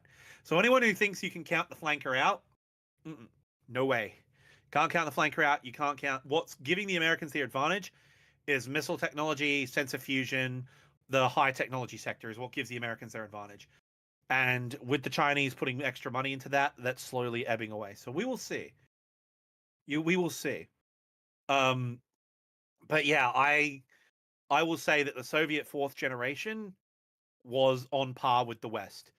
This is a bit of a spoiler, but in my Soviet aviation series, when I finally get up to that point, there is an inside joke where I talk about the MiG-29 and the Su-27. I'm like, comrades, we finally built something that works. And halfway through saying works, it cuts to the red banner getting lowered for the last time. And they lose all their money, all their funding. The union breaks up. They finally win. They finally get a solid, guaranteed, we're better than the West win, and the union collapses. Monkey's paw curls. I'd give up anything. Curls, yeah. Yeah, the one of like the era, like one of the engineers is in the workshop, like, I'd give anything to beat the U.S. Monkey paw curls. Yes, they developed the Su-27 and the MiG-29, 2 of the best aircraft ever built, and then the Union collapses and all of their work goes down the shitter. And it's just it's so crushing because some of their ideas were fucking incredible, and you see their DNA. You see their DNA in China's programs. Like, the MiG-144 project, while not a direct descendant, the MiG-144, it's very heavily implied by sources that we find around the place. The technical schematics and data for the MiG-144 and allegedly an example of the mock-ups and such were sold to the Chinese in the aftermath to raise capital for MiG-Flug, for MiG, the company, because it became a private company. And a lot of the research data that was collected by Soviet aviation bureaus that was purchased during the financial crashes of the 90s were used as a bedrock to build up the J-20 program that we see, the Chinese stealth fighter we see now. So a lot of those great ideas that Soviet engineers had are still being seen today, and they're still being used. As I said, I adore Soviet engineering and Soviet aviation. It's just their government keeps trying to kill them. Their government and communism as an ideology keeps trying to fuck them. Every time they try to make something great, the bureaucrats just come along and they're like, you gone how you thought you were gonna do something cool. No. It's just heartbreaking every time. But you were talking about Soviet wins, big Soviet wins. Have there been big Soviet wins before the Su-27? Sorry, give me one moment. Yep. Raid. Yo, welcome in, Raiders. Welcome in, everybody. My name's Hara Rae Sol. I'm an Egyptian peregrine sun goddess. I do worth in a variety in history streams, and tonight is our history night. We have a guest with us, Anamarchy YouTube. Or Anamarchy History, my mistake. My Twitch name, yes. But thank you for the raid cast. How was your stream? What are we all up to? We're just in the middle of Anamarchy's presentation on wacky Soviet aerial innovations. So please feel free to sit down, kick back, and enjoy the rest of Anamarchy's presentation, as you were saying. Yeah, We're almost done. You were talking about, Hara, how you said, did the Soviets have any wins? Any big wins before the fourth generation? Well, yes. G'day, Reaper. How you going, mate? Well, ladies and gentlemen, I have a feeling a lot of you are going to like this slide. May I present to you the MiG-15? I'm not saying that on a friend stream, you animals. Thank you. I really appreciate that.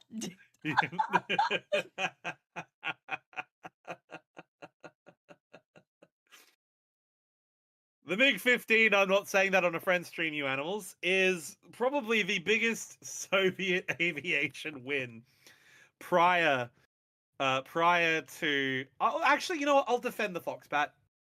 The Foxbat holds so many aerodynamic records to this day.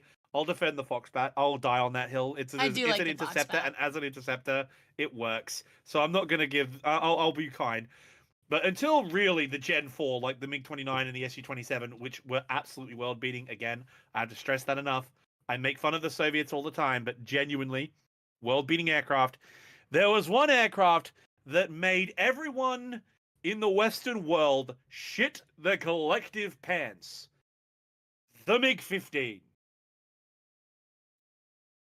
I can't stress to you guys how much this thing changed the game as far as the air war dynamics in the Warsaw Pact versus NATO was. This thing was... They didn't think the Soviets could build this thing. They thought it was impossible. They had no idea just how much innovation the Soviets would be capable of, and they got bitten in the ass by it. So, the key thing you've got to know about the MiG-15, though, however, is the thing that everyone memes about. And the thing that people still give them shit about to this day, which is slightly unfair, is the fact that the MiG-15 was built around a British engine. It was a British engine in this aircraft.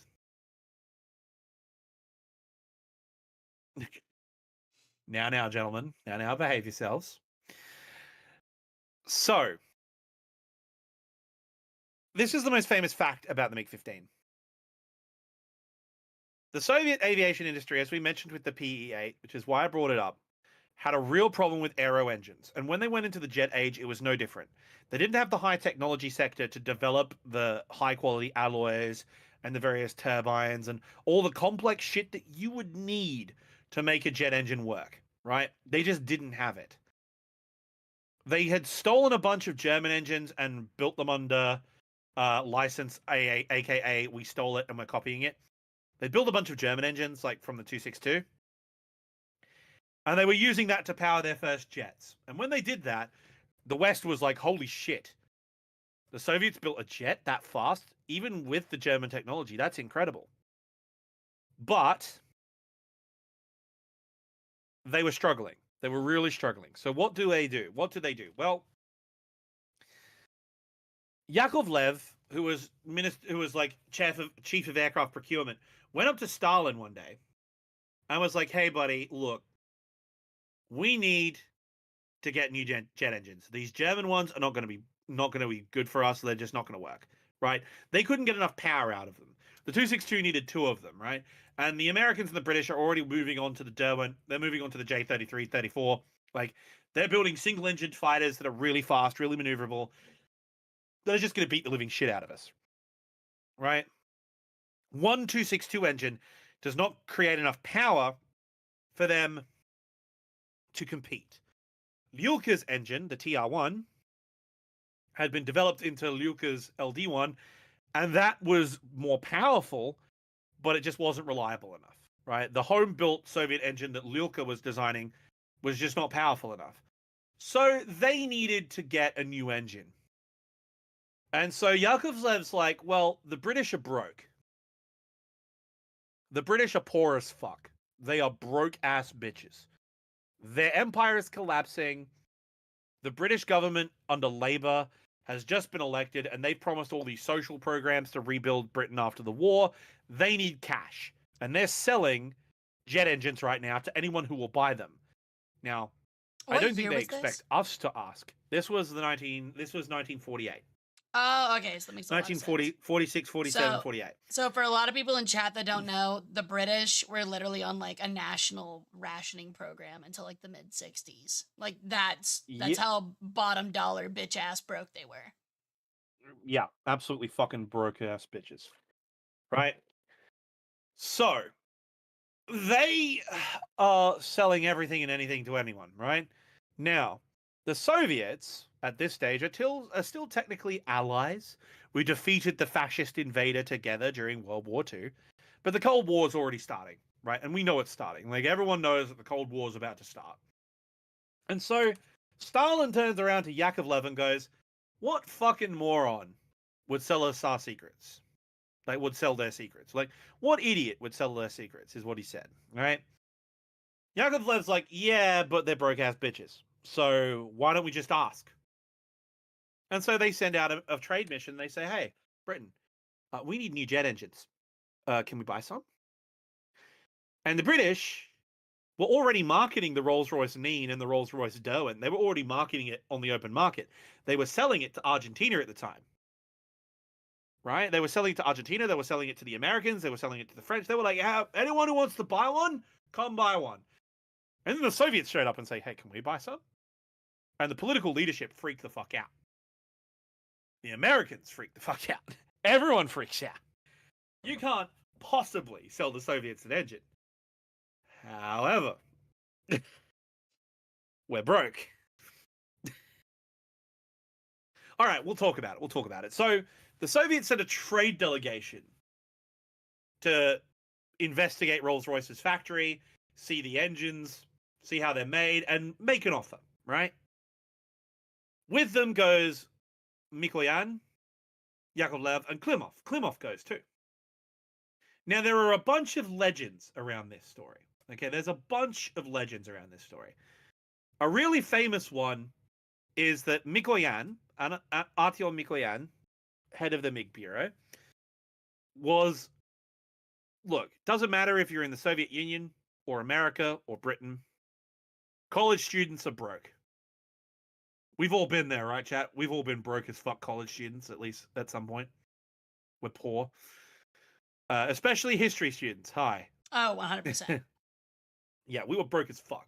So, Mikoyan, even in the Soviet Union, the grand socialist paradise, you need to make the extra dollars where you can. And so Mikoyan was a pool hustler from hell. Artyom Mikoyan could hustle pool like nobody's business. Like, that man could have made a killing in Harlem, right? This man was dangerous. So the legend goes that he challenges the Rolls-Royce executives to a game of billiards, and if he wins, Rolls-Royce will sell engines to the USSR. Now, this is a tall tale. I'm pretty sure it's a bit silly. It is a little. But like with a lot of things in aviation, there's a lot of legends about how things happened. We're not sure, but we're pretty sure Mikoyan did humiliate the Rolls-Royce executive board in a game of pool, much to the amusement of everyone concerned. But the real important thing was Klimov. Klimov, the designer of engines, designer of the RD-33, which is a copied version of the Rolls-Royce Neen, later developed into a more powerful version, which was the VK, the Klimov 1, which is a picture of it on the right here. Okay. Klimov needed to know how the British built their engines. Now, the funny thing is, the Soviets, because the Derwent and the Neen were up for public sale, the Soviets knew how the design worked. They knew how a centrifugal engine worked. They could see it. Like, they'd had spies in the Tizard mission and in, British jet propulsion. They knew. No, is it the Derwent? I think it might be the Derwent. The RD-33 might be a Derwent, actually. Oh no, that's a different aircraft. I'm thinking of that's the MiG-29's engine. Excuse me. You're right. The Soviet engine designations fucking blow my mind. I thought it was because the flanker uses the Saturn AL-31. So what is it? It's the Honestly, sounds like me like playing French top tier jets for the first time and finding out that they like have their missiles going like the letters like backwards. The RD500. The RD500. It's a Rolls-Royce Derwent. I'm a fucking idiot. It's the RD500. Sorry. We were talking about the MiG-24, the MiG-29, excuse me, before, and I immediately went to RD-33. Whereas the RD... You see, this is what I'm talking about. Soviet designations make no fucking sense. The VK-1 is what it became, right? Anyway, that's by the by. He knew how it worked. He had a rough idea of the design, right? He had a rough idea of the design. But he didn't know how to actually make it. So when Klimov goes to the Rolls-Royce factory, he's getting the tour of how to assemble it and design it. But Klimov does this really cool thing, and this is actually a true story. They don't know how to build it. They know roughly how it works, and they've been designing their own version in the USSR that looks similar to the Derwent and the Neen, because they haven't got licensed production, but they've been able to piece together roughly how it works. And when they actually got examples, they were able to just sort of copy them and adapt their own design, which is what became the 45, which is what became the 500 and the VK1. They didn't know how to build it, so Klimov, when he got to the Rolls-Royce factory on the tour, said, "Oh, sorry, comrades, could you wait a minute?" And he puts on his shoes, and his shoes, he's like, "Oh, during the war, I got frostbite while working in the Urals, so I have to wear these really padded shoes to, keep my feet working properly. I'm sorry, could you give me a minute?"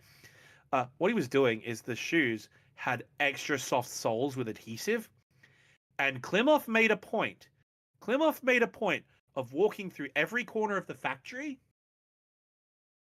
stepping in the machine shavings and the lathe shavings for the engines. So when they're building the components for the engines, he was getting metallurgical samples from the factory floor. So he was collecting examples of what alloys they're using in the engines and how they're building it, right? See, that blows my mind because when I was thinking about this, when you first started talking about it, I was like, what, did they just memorize, study the engines and memorize essentially how they worked and just take them back without buying any of them and build it? But I mean, it's about as close as you can do it, in terms of sneaky Russian espionage. It was still there. No, the other cool thing is one of the other designers, I can't remember his name off the top of my head, one of the other designers did this really cool thing. He went to examine a Neen. He went to examine an engine. And he's like, "Wow, look at the intake fan. This is really cool. This is really cool." And he's checking, and he waits for he's doing the Charlie and the Chocolate Factory thing. He's doing a Charlie and the Chocolate Factory thing, when they're like, "Hey, I'm just going to check this cool thing out," and wait for the tour to move on. They look away and snap it off. Yeah, he literally pulls a fucking turbine blade out of the intake and puts it in his pocket. That's crazy. Yeah. So they went through the Rolls-Royce factory and stole a bunch of metallurgical examples.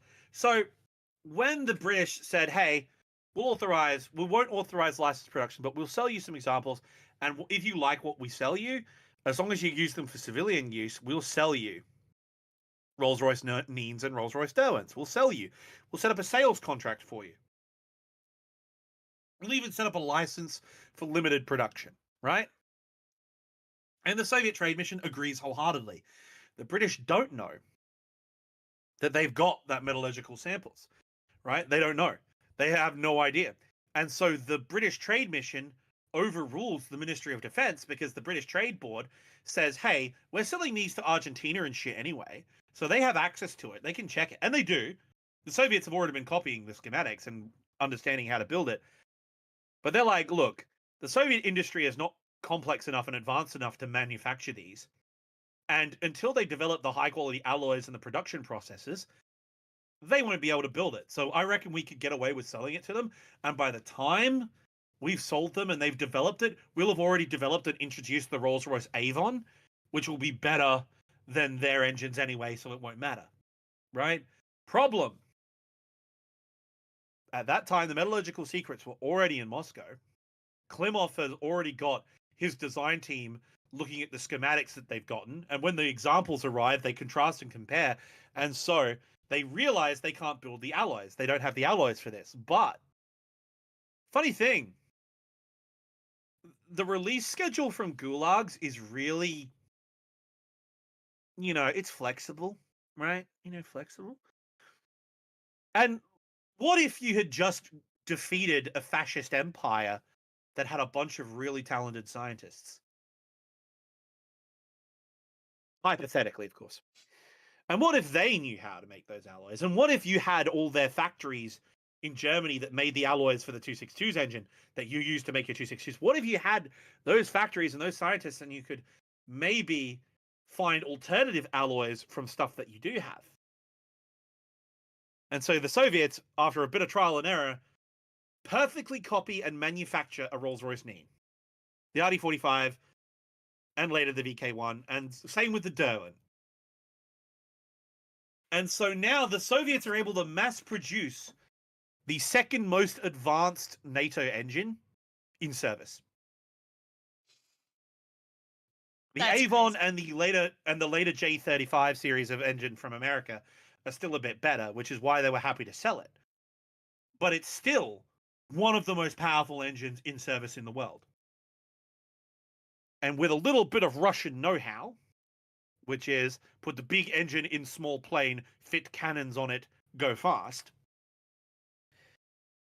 they developed an aircraft which was directly competitive with everything that the Western countries had.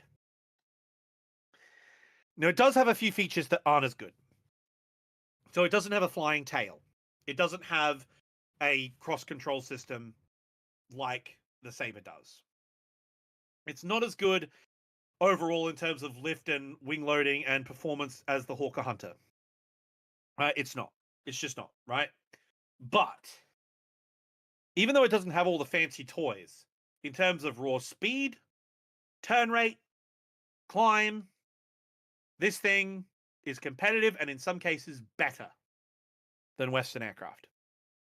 And so when this thing shows up in Korea, they shit their pants. Originally, they were only going to send F-80 Shooting Stars. They were only going to send Panthers. They were going to send like the second wave, the second tier of American aircraft to fight in Korea because they wouldn't need to send their F-86, their brand new fighters. There wouldn't be a point.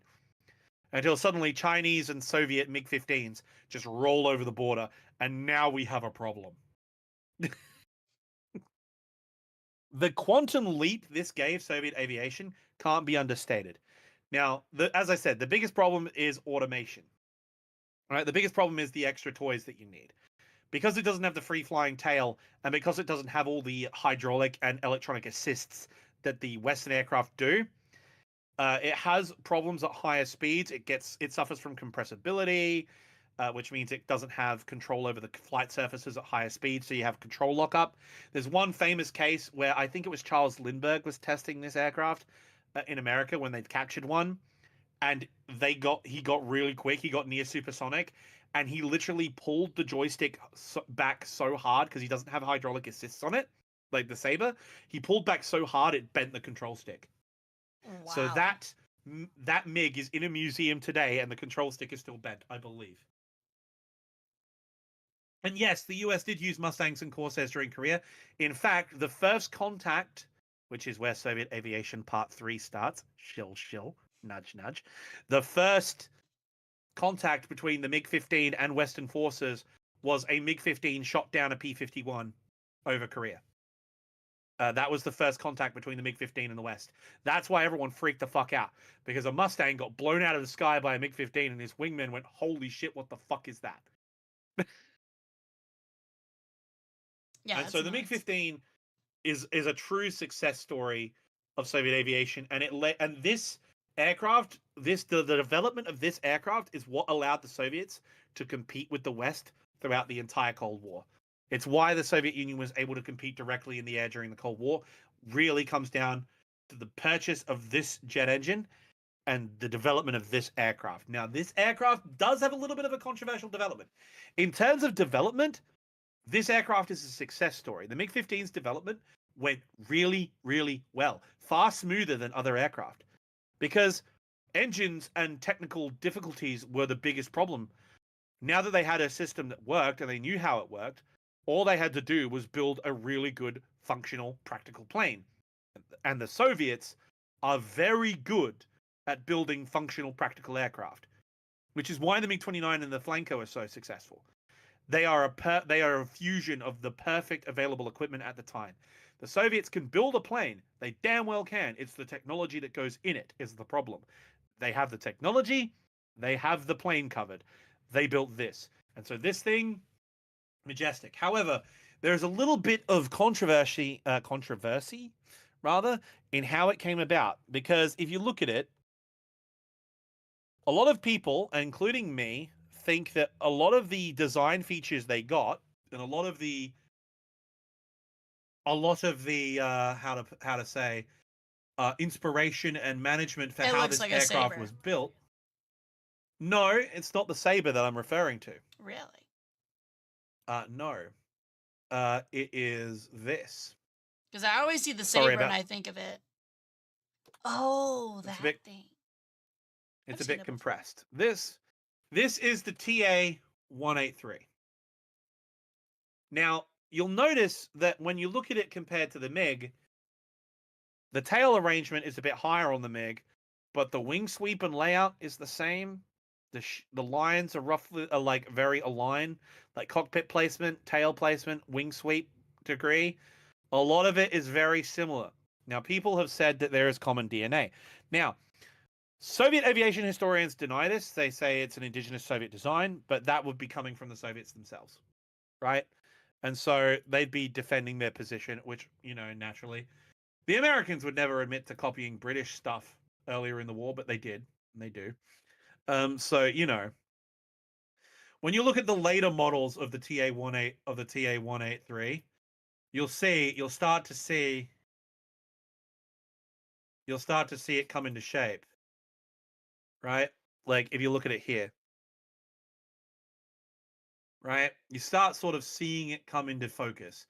And so people have drawn that connection. Now, I never really sort of gave much stock into that conspiracy theory until I saw this. So, the lead designer of Focke-Wulf and the designer of the TA-183 is a man by the name of Kurt Tank. He is a legend of aviation. Absolute legend.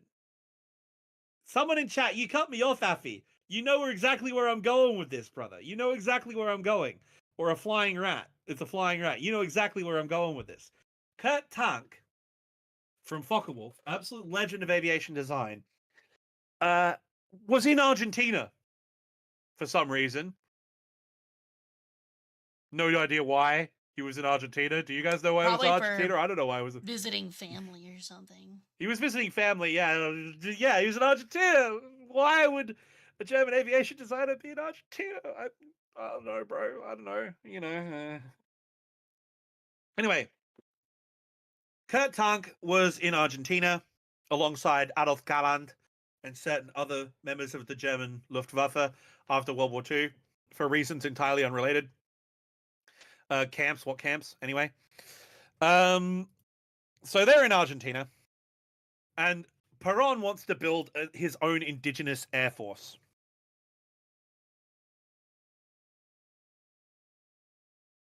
And so Kurt Tank gets told, hey, we want you to build an air force. And he says, okay, I'll build an air force. So I've got this old design that I have, which is the TA-183, the jet I just showed you, right? I've got this old design. I can adapt it to use modern technology with the modern advances in aviation. And we'll run that. And he's like, brilliant. Adapt your TA-183 design into a modern jet. We have this engine for you. Oh, what engine do I have? Oh, you have the Rolls-Royce Nene, the same engine used in the MiG-15.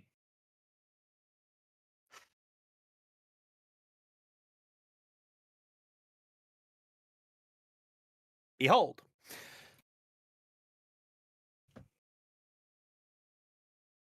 That looks rather familiar, don't you think? A little bit.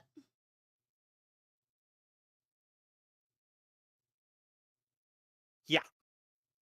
So, the man who designed the TA-183 gets given the exact same engine that the MiG-15 has, and then develops something that looks almost exactly like a MiG-15.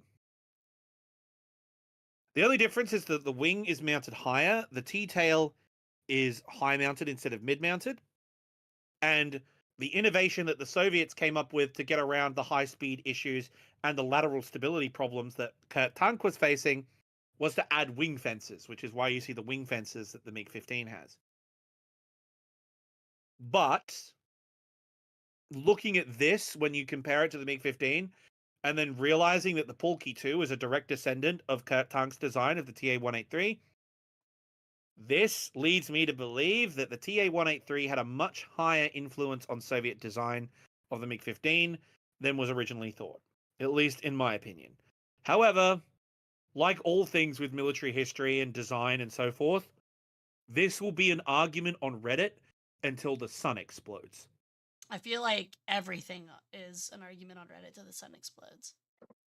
Yeah, like the Russians or the Soviets, the Soviet fanboys will never admit that it's a German design. We and the NATO cringe camp will never allow the Soviets to have a win, even though I would. But yes, in the end, with the help of British engines, German aerodynamics, and Soviet practical know-how, that can build an excellent airframe with pure aerodynamics, because let's not forget, Russia, for all its faults, was a pioneer in the field of aerodynamics, and they were very good at building sleek airframes. You just have to look at the Yak, you look at the LA-7. They were very good at building an aircraft when they wanted to. So, Soviet aerodynamics research, Western technology, German engineering, behold the MiG-15. Which leads to my final story. The fun story. The funniest story on this list. I present to you Grand Theft Sidewinder. Oh boy.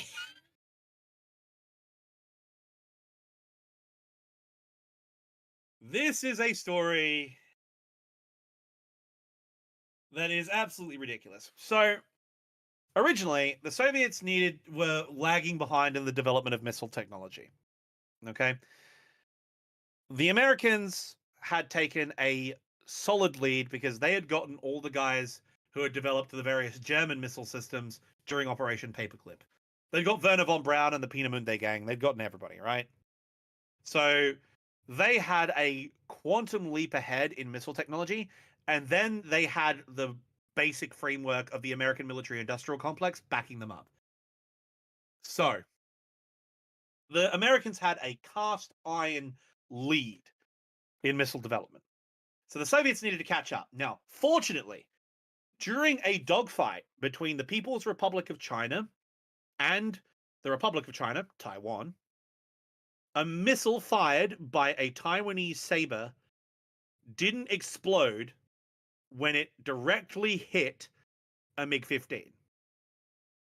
Which means this Sidewinder was wedged in the side of a MiG-15. And so when the MiG-15 returned to base and landed, the Soviets got access to a complete intact Sidewinder missile. That's insane. So the Soviets got a hold of this and copied it. Now, this was a first generation Sidewinder. Like, this is the very first one. Which explains why it didn't explode. Yeah, the AIM-9A. This is like the very first Sidewinder, right? This thing is designed for shooting bombers. It's rudimentary.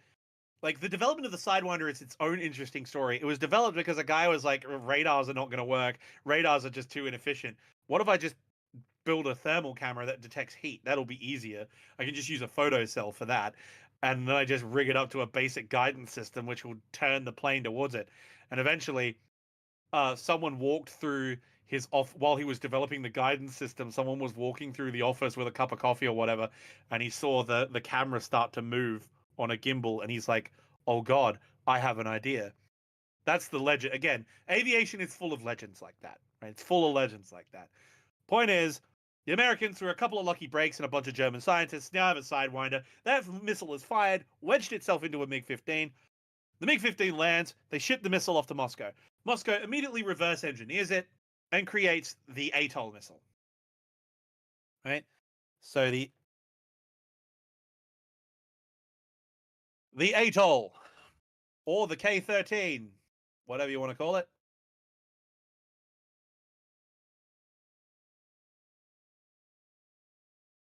There it is. Looks As you can exactly see, it's like the it. it's exactly like it's the older model of Sidewinder, like this. Now, this is the first generation, the very first generation of air-to-air missile. So naturally, it's dog shit. MiG-21s during the war in Vietnam would rapid fire their missiles because they were so ineffective. They did this for the radar missiles in the US Air Force too, this Sparrow missile. They would ripple fire. And the reason why is they were just so unreliable, you just shoot as many as you can and hopefully one of them will work. Right? That's how inefficient these things are. Yeah, because But eventually, I can only imagine, Yep. because I think it was even with like the mid-era Sparrows, like you were kind of lucky if they even like one went off the rail, two ignited after going off the rail, and then three actually hit the target. So you had like 3 layers of like pretty much shuffling a deck and pulling out the same card 3 times to get a kill on those early and Yeah. mid-tier Sparrows. Yeah, it's very. If those of you who've watched the dogfights episode regarding the Arab-Israeli War in 1967, or it was Yom Kippur, correction, 1973, those of you who watched that episode of Dogfights will remember the Israeli pilot said that the nickname the pilots had for the Sparrow was the Pidot, which literally means like external fuel tank, because they pull the trigger and it would just drop and not fire, it just shit itself. Yeah, Right? I actually think of the one that's the American one over Vietnam, like late Vietnam. Yeah. And I think he has 4 Sparrows and 2 Sidewinders. And only like, 2 of the Sparrows work. Yeah, I think one Sparrow gets locked onto the rail, the other one just drops like a rock, and then both Sidewinders miss, and then he like ends up cleaning one up with this last Sparrow and one with his gun. And it's like, that's ridiculous. Like, that's crazy. Yeah. So you can imagine what the performance of a Soviet cheap knockoff of these missiles is like, right? So it's dog shit. So eventually, they're trying to improve this technology and they hit a wall. The Americans, meanwhile, are coming out with this type of Sidewinder. The angular fin, the more advanced Seeker head. Look at this design, it's so much more powerful. And these missiles are starting to work. Like the Israelis are proving this thing fucking works, right? Okay. The Israelis and the Phantoms over Vietnam in 72 are proving that this missile works. So what do? We're going to need to get one. Well, how? Well, these ones work, so obviously we can't catch one like we did last time. It'll kill the MiG pilot. The secret ingredient is crime. West Germany. It's a sleepy morning. Fog. Foggy morning in West Germany. A Soviet agent has been cultivating a good relationship with one of the ground crews at a NATO airbase in Germany. And he's like, hey, I'll give you like 100,000 Deutschmarks. I will give you like enough to retire, bro. I just need to get me a missile. Yeah, dog, I got you. So what do? They sneak onto the airbase first thing in the morning. Right? First thing in the morning, it's foggy. They sneak onto the alert ready pad. So the ready alert pad on the airfield. So they've got a couple of F-104 starfighters on the pad ready to go, right? The pilots are in the lounge, having a cigarette, having their coffee, chilling, right? No one's watching the aircraft. The ground crews are all keeping warm inside the hangar. So just parked out there, there's an F-104 with a Sidewinder mounted on it. So homeboy and the ground crewman walk up to the aircraft, take the Sidewinder off the aircraft, they demount it, and carry this live Sidewinder over their shoulder back to his fucking Mercedes and stick that shit out the boot like a couch and drive it back to his house. I am not joking. They then spend the next 3 days disassembling this Sidewinder, packing it up into little pieces, and then shipping it to Moscow via registered mail. They That's sent incredible. a disassembled Sidewinder by registered mail. They FedExed that shit. And it got a return to sender. So they sent the Sidewinder back to him, and he had to do it courier mail. I'm really yes. wondering sometimes where it's kind of like the question I asked earlier, if the Soviets were that bad or if the US was just that good. I would like to flip-flop that, but for like espionage. Were the Soviets really that good at spying, or was everyone else really just that bad? No, the Soviets are genuinely that good at spying. No, genuinely. Soviet intelligence gathering and counter-espionage is the best in the world still, to this day. I mean, not wanting to get too political, chat, but you saw the results of the recent elections you guys had and the influence they've started exerting politically, like Trump's like bending over backwards on Ukraine and that sort of thing. Yeah, literally. The bot farms, intelligence gathering, agents in place. Like, to this day, Russian intelligence and prior to that KGB were and are the gold standard for intelligence. They are the best in the world. Still are. And that is the facts. But yeah, a lot of the times they pulled it off doing shit like this. They literally, we need a Sidewinder. Oh, well, let's just go steal one. And they went and got one. Pulled it off a Ready Alert F-104, packed it in the back of his car, and drove it home, disassembled it, and sent it via FedEx. Like, straight up. Yeah, they made a colorless, odorless poison, the ricin umbrella, like, the whole 9 yards. They casually just got 3 West Germans to steal the site. We had it. They just picked it up, brought it out. It's funny, And too, that, because ladies it's and like, gentlemen, it's the same play that like 3 lads in a pub would have, like just to do for shits Yeah. and giggles. Yeah, absolutely. Absolutely. And that is my last slide. That is my last story. All right. And that is, there you go. Soviet aviation shenanigans. I feel like I actually learned a lot, actually. It was very entertaining. Ah, as I said, I could go on about the Foxbat story as well, but Foxbats are, that's a contentious topic because people are always like, "Oh, the Foxbat was scared America so much that they developed the F-15." No, the F-15 was already in development. The Foxbat just changed how the F-15 was being developed already, right? Ed Nash's Military Matters has a great video on it regarding that. And yeah, the F-15 was developed independently, and it just so happened that the Foxbat came out, and that caused them to change certain details of the design in response to that. The F-15 already existed when the Foxbat was released, right? Right. So that's a big myth, right? And, you know, again, you got a bunch of other stuff, right? But I still think the funniest one is how Iran got F-14s. Yeah. And this is a true story. This is a true story. When Iran was trying to shop around for a new fighter, they're like, "Oh, look, here's this new F-15 we're working on. It might be a bit late, but here's this new F-15 we're working on. Here is the new F-16 lightweight fighter. It's not as advanced as the other ones, but it's really fast and can dogfight and shoot missiles." And then the Grumman team put the Tomcat up, and the Tomcat did a loop on takeoff and just did cool shit. And like the Shah of Iran was like, "Yo, I want that." Really? It's a Navy plane. Are you sure? Like, did you see the trick it just pulled? Also, have you seen the size of those missiles? Nah, bro. I want the Tomcat. That's crazy. I'm totally unsurprised, too. That sounds so par for the course. Yep. That is basically how that goes. I guess this is the part of the presentation where it's like questions, comments, concerns.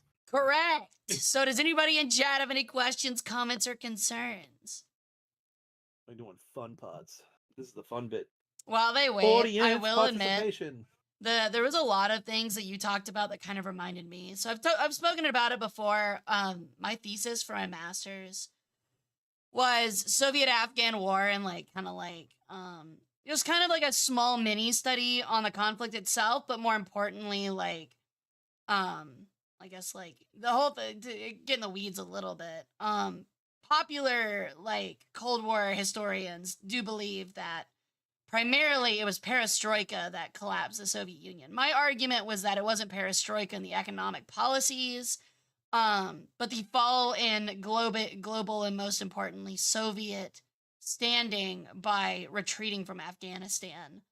Um, and I focused on a lot of topics in books that spoke about how literally like Soviet equipment was so bad, like your basics, like even just like they would get the wrong camouflage, for example, like they get urban camouflage as their dress, as their military dress when they're out in the fields of Afghanistan. Their tourniquets would not work, like they would not be tight enough to actually cut off blood supply. Other medical items would not be like clean, even like sterile. So literally like 90% of the time when they would like defeat or wipe out like Afghan patrols or the Mujahideen, they would quite literally loot them for almost everything they had. The only thing that was not looted pretty much were boots, because the Soviet boots were known to be pretty high quality, and it was kind of seen as like a badge of honor on how shiny your boots were. So honestly, hearing a lot about like the military having the same kind of issues when it comes to their aircraft, it kind of like puts into perspective how the Soviet Union was a big proponent of, we're gonna let it be a shit show and then figure it out later. We're just gonna make sure it gets at least the ball gets rolling, even if we don't have everything figured out.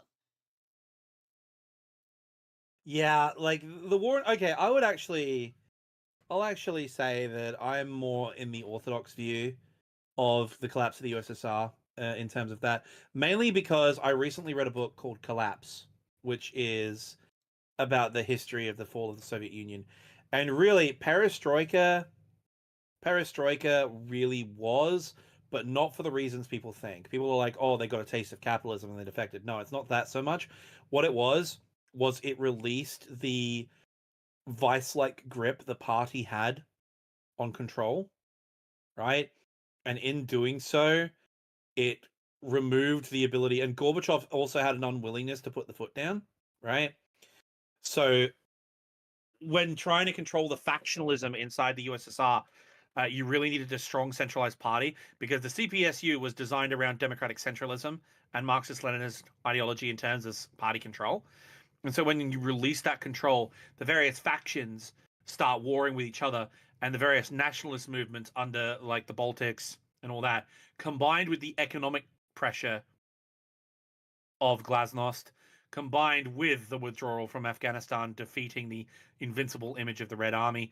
When you take those three in tandem, it undermined his authority, and he wasn't able to hold the party together, and it just started splintering. And once the ball got rolling, it was impossible to stop. I highly recommend the book Collapse.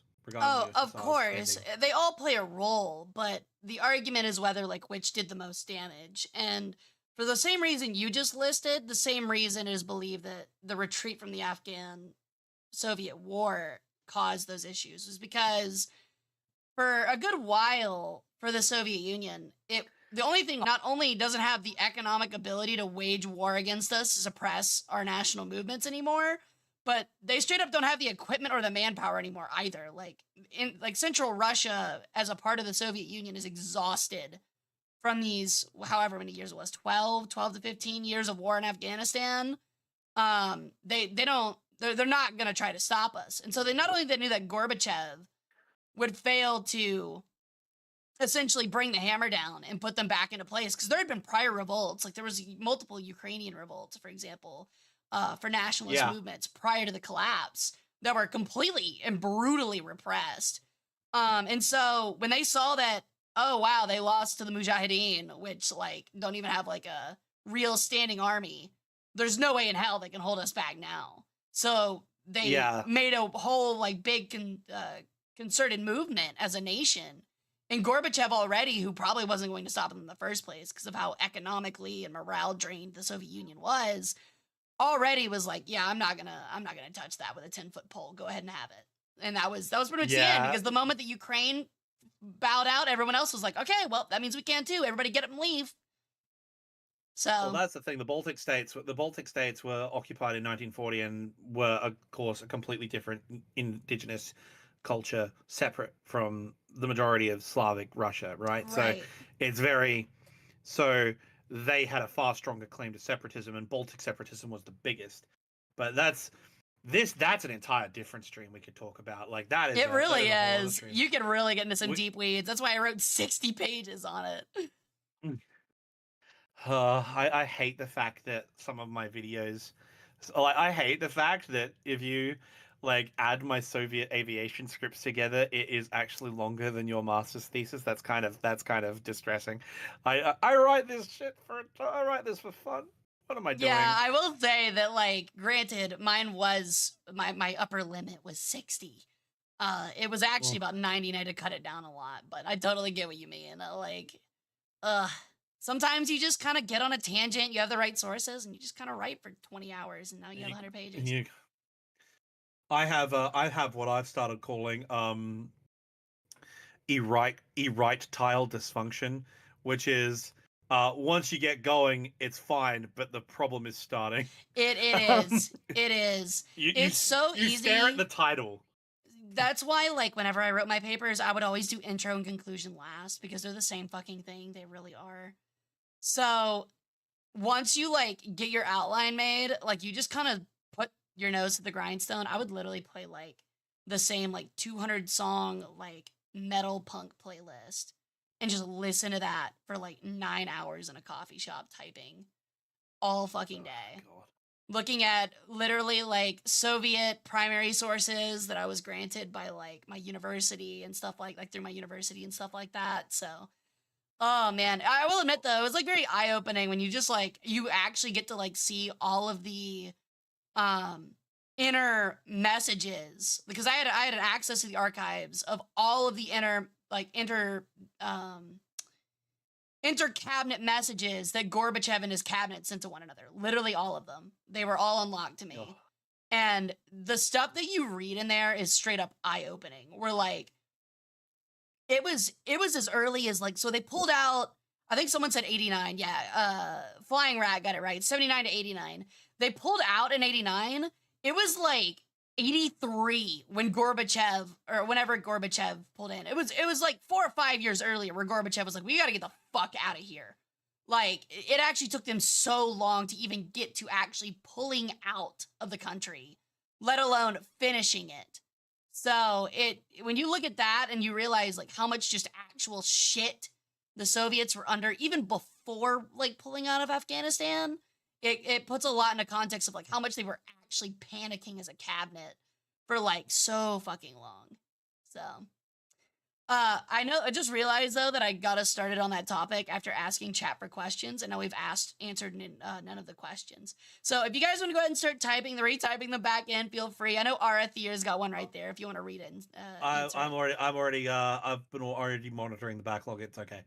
All right. So Koi Schmolboy asked, thank you for the talk. Anamaki, I wonder what went wrong with Egyptian, Iraqi, Syrian MiGs being shot down by Israeli and Iranian F-4s, F-14s, and F-15s? And was it because of poor training and doctrinal mistakes? Yes, it was. However, there is also one key difference that you need to understand, is that the Soviets would intentionally, very intentionally, sell substandard variants of their aircraft. So when the Soviet Union would develop a weapon system, they would make a premium Gucci version with all the thermal sights and the missiles and everything. They would make that for the Soviet army. And for the East Germans, actually. The East Germans got the high-tech versions too, which is why they had MiG-29s at the end of the Cold War. Right? So East Germany and the Soviet Union, because they were directly fighting NATO in West Germany, right? They would have the Gucci shit. They would have the Gucci model, right? Everyone else would get an export model.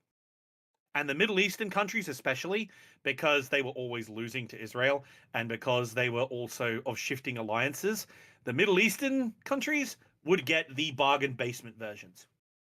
The Middle Eastern countries would very intentionally get the worst types.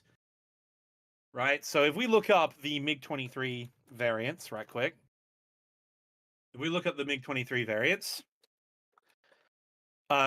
you'll look at like variants of the aircraft. Where are we? There we go. So you would have like, you know, the Flogger A, Flogger B, like. So then you go the Flogger 23 MF. So the communication, IFF, and radar were all worse. The data link was removed completely. The missiles were wrong. Like, they had worse electronic countermeasures. So the Flogger E, for example, was a downgrade of the MiG-23M designed for third world customers who couldn't be trusted, right?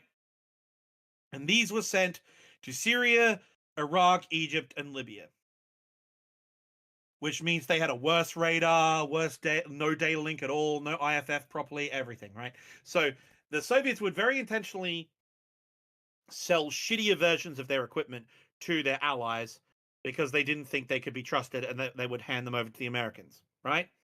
Which, in fairness, the Syrians did. But the other thing is, Arab air forces do not have anything like the training in terms of like budget and time and experience that the Soviet air forces had. And the Israelis have Big Daddy America money. And the Israelis are the only country in the US military industrial complex integration that can buy all the cool toys, right? So when it was released, the F-15 was the greatest weapon system on the planet in terms of air dominance, right? And Israel was the only country allowed to purchase it. The only one, right? So that gives you an idea. The Israelis have the budget. Their entire country is under arms. They all have to serve in the military. Their air force is one of the best in the world. Like, during the 6-Day War, the Israeli Air Force was incredible. And they have Big Daddy America to provide them with the very best weapon systems. So really, the Arab air forces were outmatched in every regard. Doctrinal mistakes, again, trying to use Soviet interception and ground control doctrine on an offensive mission against superior Israeli aircraft. And Israeli doctrine, again, in terms of training, in terms of organization, was just far superior. As for Iran, Iraq, the F-14 with its radar and the Phoenix completely dominated their performance. Like, again, the F-14, the only threat the F-14 had during the Iran-Iraq war was, funnily enough, the MiG-25. The Foxbat was the only thing that could threaten the Tomcat and scored kills on the Tomcat during the Iran-Iraq war. So, there is that. Okay, what are my thoughts on the state of the current Russian air program? I feel like that could be a video in itself. It is a planned video.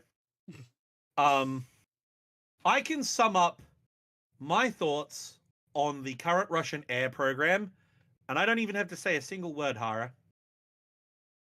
I don't have to say a single word.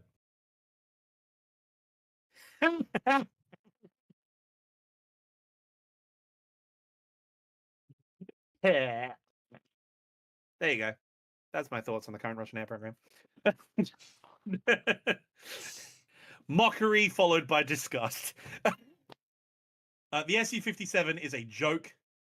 It will continue to be a joke. It will always be a joke. It is crap of the wildest description. And they are coasting off Soviet glory just like they are in Ukraine.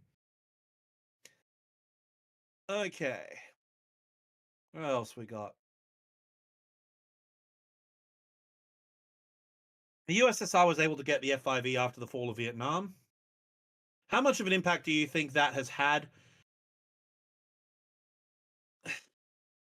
The problem is the F-5E demonstrated the performance of the F-5, because originally they thought the F-5 was a high-performance aircraft, but it didn't really affect their designs too much because they were already moving on to the 4th generation designs. So it really didn't impact it that much. However, it did demonstrate to them technology that was very useful. So avionics technology particularly is what it would help with. Not so much radar, but definitely avionics. Doesn't the West do export models too? Yes, they do. However, not as aggressively and as bad as the Soviets did. Probably because they just don't. What do you They straight estimate? up don't need the money. Typically. What do you estimate the result of the air war in Europe would be had the Cold War gone hot in the mid 1970s? I would say most likely a NATO victory. Most likely. Simply because of the amount of high quality aircraft and, more importantly, command and control. Command and control is the big deciding factor there. AWACS, battle space control, integrated air defense, and the fact that NATO was always assuming to be on the defensive. So they would have integrated air defense systems in place. They would have the Phantoms. They would have thousands of Phantoms stacked up with newer radars, Agile Eagle. They would have had Sparrows up the ass that actually worked. The F-14 Tomcat at sea, early squadrons of the F-14, of the F-15 and the F-16 entering service. Like, generally speaking, in the early to mid 70s, like, realistically, the only time the air war would have been genuinely close, I think, would have been the 60s. Really. Didn't NATO also have an affinity for, well, usually work towards strategically for like air superiority scenarios, while the Soviets are more ground superiority? Yeah, kind of. It's a bit more complicated than that. Right. The Yeah. It's Soviets had a obviously very vastly heavy. dumbing it down, but The Soviets had a very strong focus on ground support, but their fighters were very much ground controlled, GCI, which the right. Americans were too. But the Soviets would. The thing with Soviet doctrine is very much war is a science, right? War is a science. To quote David Glantz, the doctrinal position of the Soviet military complex is that war is a science. It is a measurable, quantifiable thing. The Soviets plan every single battle they ever fight in 50 different ways a year in advance. The Soviets view every single battle as a mathematical equation. Right? Which is why US doctrine is so heavily focused on, fighting retreats and flanks and counterattacks and maneuvers, and why they do, thunder runs, why they have lots of radar and sensors, and why they focus on, and why NATO, especially during the Cold War, focused on fighting retreats, high technology, punch and run. Why they focused on that? Because the idea is to disrupt the Soviet planning cycle.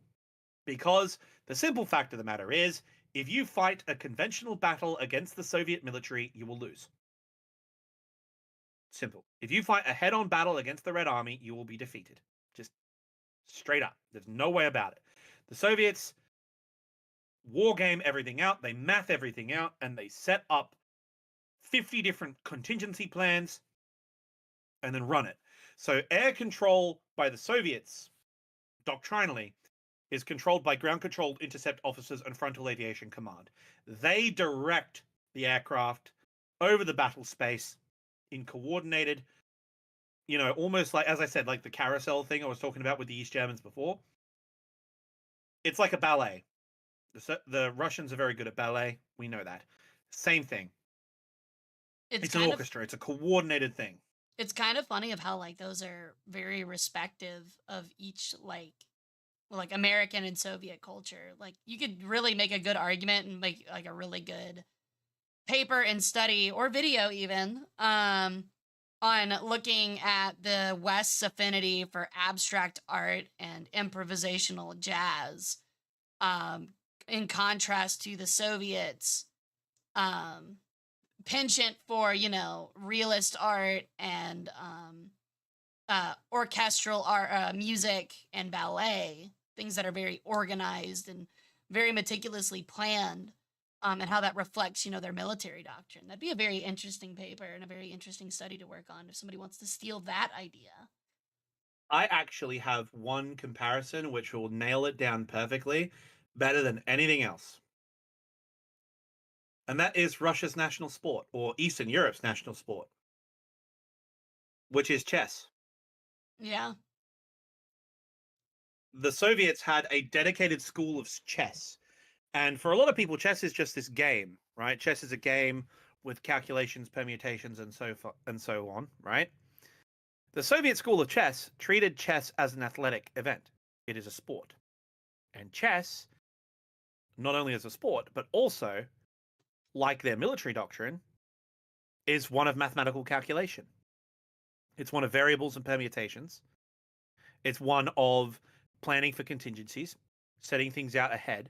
But above all, this is all predicated on one thing, which is strategic, operational, and tactical surprise.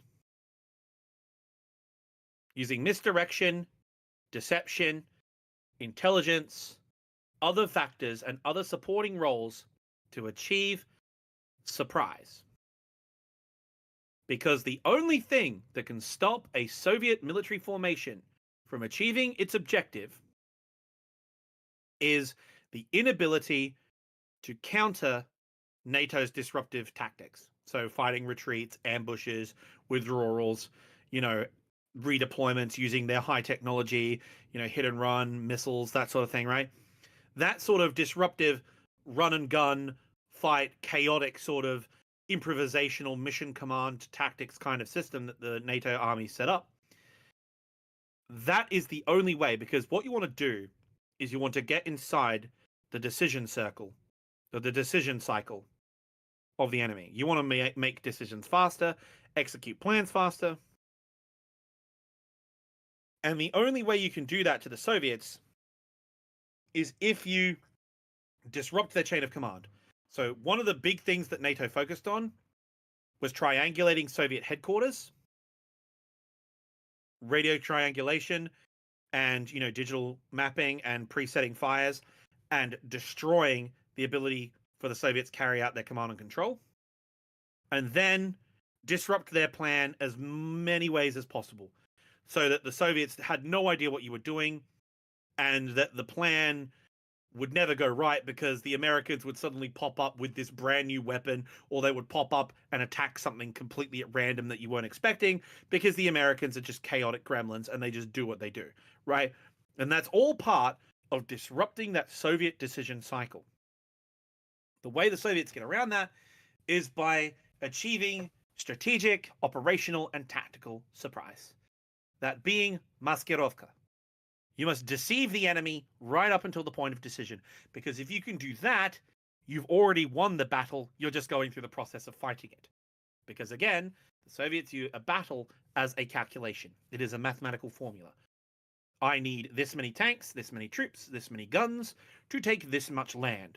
If I'm taking a bridge, I need this much artillery to silence the enemy artillery. I need an amphibious unit to cross the river to attack the bridge from the other side. I need a tank division to push across the bridge so they can fight their way through with their armored fist at the front. I need air support to cover the advance. I need a helicopter to provide missile support. All of these things are calculated and preset and planned. They have a math for that. They have math for that. If you can disrupt that, that is how you beat them. So that's what makes me. What's really interesting. Yeah, that's what makes me laugh a little bit is that people in chat are like, so the War of 1812, y'all, that's literally the Soviet-Afghan War. That is literally why they couldn't beat the Mujahideen, was because they did exactly that. Namely, the big surprise weapon were Stinger missiles. So.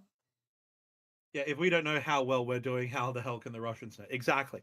If you want to know a really interesting factor, and this is something I learned from a subject matter expert who you should really follow on Twitter and on YouTube. Her name is Combination K. Unlike me, she speaks Russian. And so what's really useful is if I need to learn about something regarding the Soviet military and I have no idea where to get it, I'll literally DM her. It's funny because we started as enemies because I'm part of NATO gang making fun of the Su-57 for being shit. And we started off as enemies, but as I got to know her, I was like, okay, let's I will DM her out of the blue and be like, hey, I need to learn about Soviet biological weapons. Have you got something for that? And I'll get 3 PDFs back within like a minute, and she'll be like, yeah, here you go. Here's this, here's that, here's this. Yeah, I have That's to use Google crazy. Translate occasionally, but it's cool, right? Follow her. She is an expert. But one really interesting thing about Soviet doctrine is this focus on as war as a science was so intense that they were actually ahead of the United States in using computers for battle space control, right? So when you think of the US today with AWACS and stuff, you think of like all these digital drones and all that sort of thing, building this massive cyber warfare picture. The Soviets were actually ahead of the Americans in that department, not technologically, because the Americans had much stronger computers and so forth. But in terms of doctrine and developing that system, the Soviets were decades ahead because they worked out that the big problem was the decision cycle. They wanted to get inside the decision cycle of the Americans so they could nullify that chaos advantage that stops them. So what they did was they focused on digitizing the command and control systems so they could then relieve the planning and operational detailing from the general staffs so they could disseminate orders faster, so they could develop plans and collate data faster. And so there was this digital revolution going on in the Red Army during the 1980s, which is insane. So, that's sort of where we're at regarding like the Soviet idea and how they fight. Right. I If that makes actually sense. no, it definitely makes sense. I've got something from Nocturnal from YouTube that's a little bit more of my wheelhouse. Who asked, and I don't know, I know it's a serious question, but it does get memed a lot. Was modern art actually a psyop? Short answer Yes. is modern art was not really a psyop. It was a natural movement artistically that was brought about and became popular in the United States. When it became the psyop was when it was pushed to Europe and globally. Same thing as jazz. Freeform jazz and improvisation jazz were also, completely domestic. There was no government hand in it whatsoever. It was homegrown and it became popular in the United States solely through for cultural reasons at the time. It's just that the U.S. government realized the dichotomy of it to Soviet the things being promoted by the Soviets as their cultural pinnacles, and decided that they would contrast as much as they could against them, and that's why they would promote these globally. So you would have quite literally jazz artists that would be knowingly funded by the U.S. government to go on and do global tours in other nations when Black people were seen as secondhand citizens during the time, because that was the segregation era, to show to other countries how free America was. And that could be seen by how free their music was, like improvisation jazz, which was different for every concert. So that was something that was pushed very heavily. Abstract art was similar in the same vein, where abstract art, you would have abstract artists in New York, like Jackson Pollock, for example, who would be unknowingly bankrolled by the government. They would get money from people to buy works created by them. And they assumed that this funding was third parties because they knew the person handing them the money, but they didn't know where these people were getting said money to pay them. And it turns out that it was the US government funding these abstract artists to continue making art. Not because abstract art is a psyop, but because the United States wanted to co-opt it into a psyop. So that's kind of where the nuance is left behind by the, abstract art isn't really art meme. It is art. It was a cultural movement, a very important cultural movement that has a lot of effects on even modern art, for example. But yes, it was propped up to some degree and shipped heavily overseas by the United States. One example that I actually have is, at least musically with jazz, I did a mock museum exhibit that was sent into the federal government for a federal grant back when the government did those things. Kind of crazy to say that now. to be made into a museum exhibit, and it was focused on Willis Conover. If you haven't ever heard of Willis Conover, do yourself a favor, go read yourself some books, go check out the University of North Texas. They have all of his old stuff on tape. But essentially, he was hired by the U.S. government to broadcast free improvisation and freeform jazz into the Soviet Union. And there was this counterculture among teenagers and young adults, where they would wear zoot suits and listen to freeform jazz in these jazz clubs in the underground, like Soviet bloc. And they became very popular, all because of Willis Conover and his reviews of jazz and promotion of American ideals through that music. So much so that it was stationed in West Germany, and there were 3 or 4 attempts on not only Willis Conover and the executives' lives, but people would straight up try to destroy and blow up the entire station. I think there was one event. So it was an extremely important cultural movement pushed forward by the United States. Same thing for the Marshall Plan. A lot of people don't know about that either, but Europe was quite literally propagandized into what they are today. So that's something else you can look pretty deep into. There's some old videos on YouTube that I can share if anyone wants to request them from the Discord, that are literally movies created by Hollywood in the post-war era, about 46, 47, that they would take to these rural farms and towns in Europe, congregate all the local people, and have them watch these videos on how amazing manufacturing was and how amazing becoming concentrated cities could be, and how fantastic and how much money their societies and they would make if they followed the American capitalist model. Because at the time, even during the post-World War II, a lot of Europe was still agrarian focused. But you'll see that big shift during the Marshall Plan. Sorry, long rant. But yeah, very interesting. We love a Marshall Plan. We do love a Marshall Plan. A Marshall Plan. Apologies about the shapeshift. I had to answer a phone call right quick, but that was okay. So, since Animarchy is an aircraft nerd, why is there a face on the tail of the F4 Phantom and the A10? I don't know if there's a face on the A10. I've never really heard of her. As for why there's a face on the back of a Phantom, it's the drag parachute. That's where the drag parachute is. That is where the drag parachute is. That answers that question. Very straightforward. Very straightforward answer. What is that like phenomenon called pareidolia? Where, like, you see a face and things that were meant to be faces. Yeah, it's something that human beings evolved to do. Not sure the detailed details, but you know, hey ho. Ooh, a chicken. Chicken. What's a chicken? All right. All right. I think we do still have about another 10 to 15 minutes. Ow. So if we do have some questions, please continue to get them in.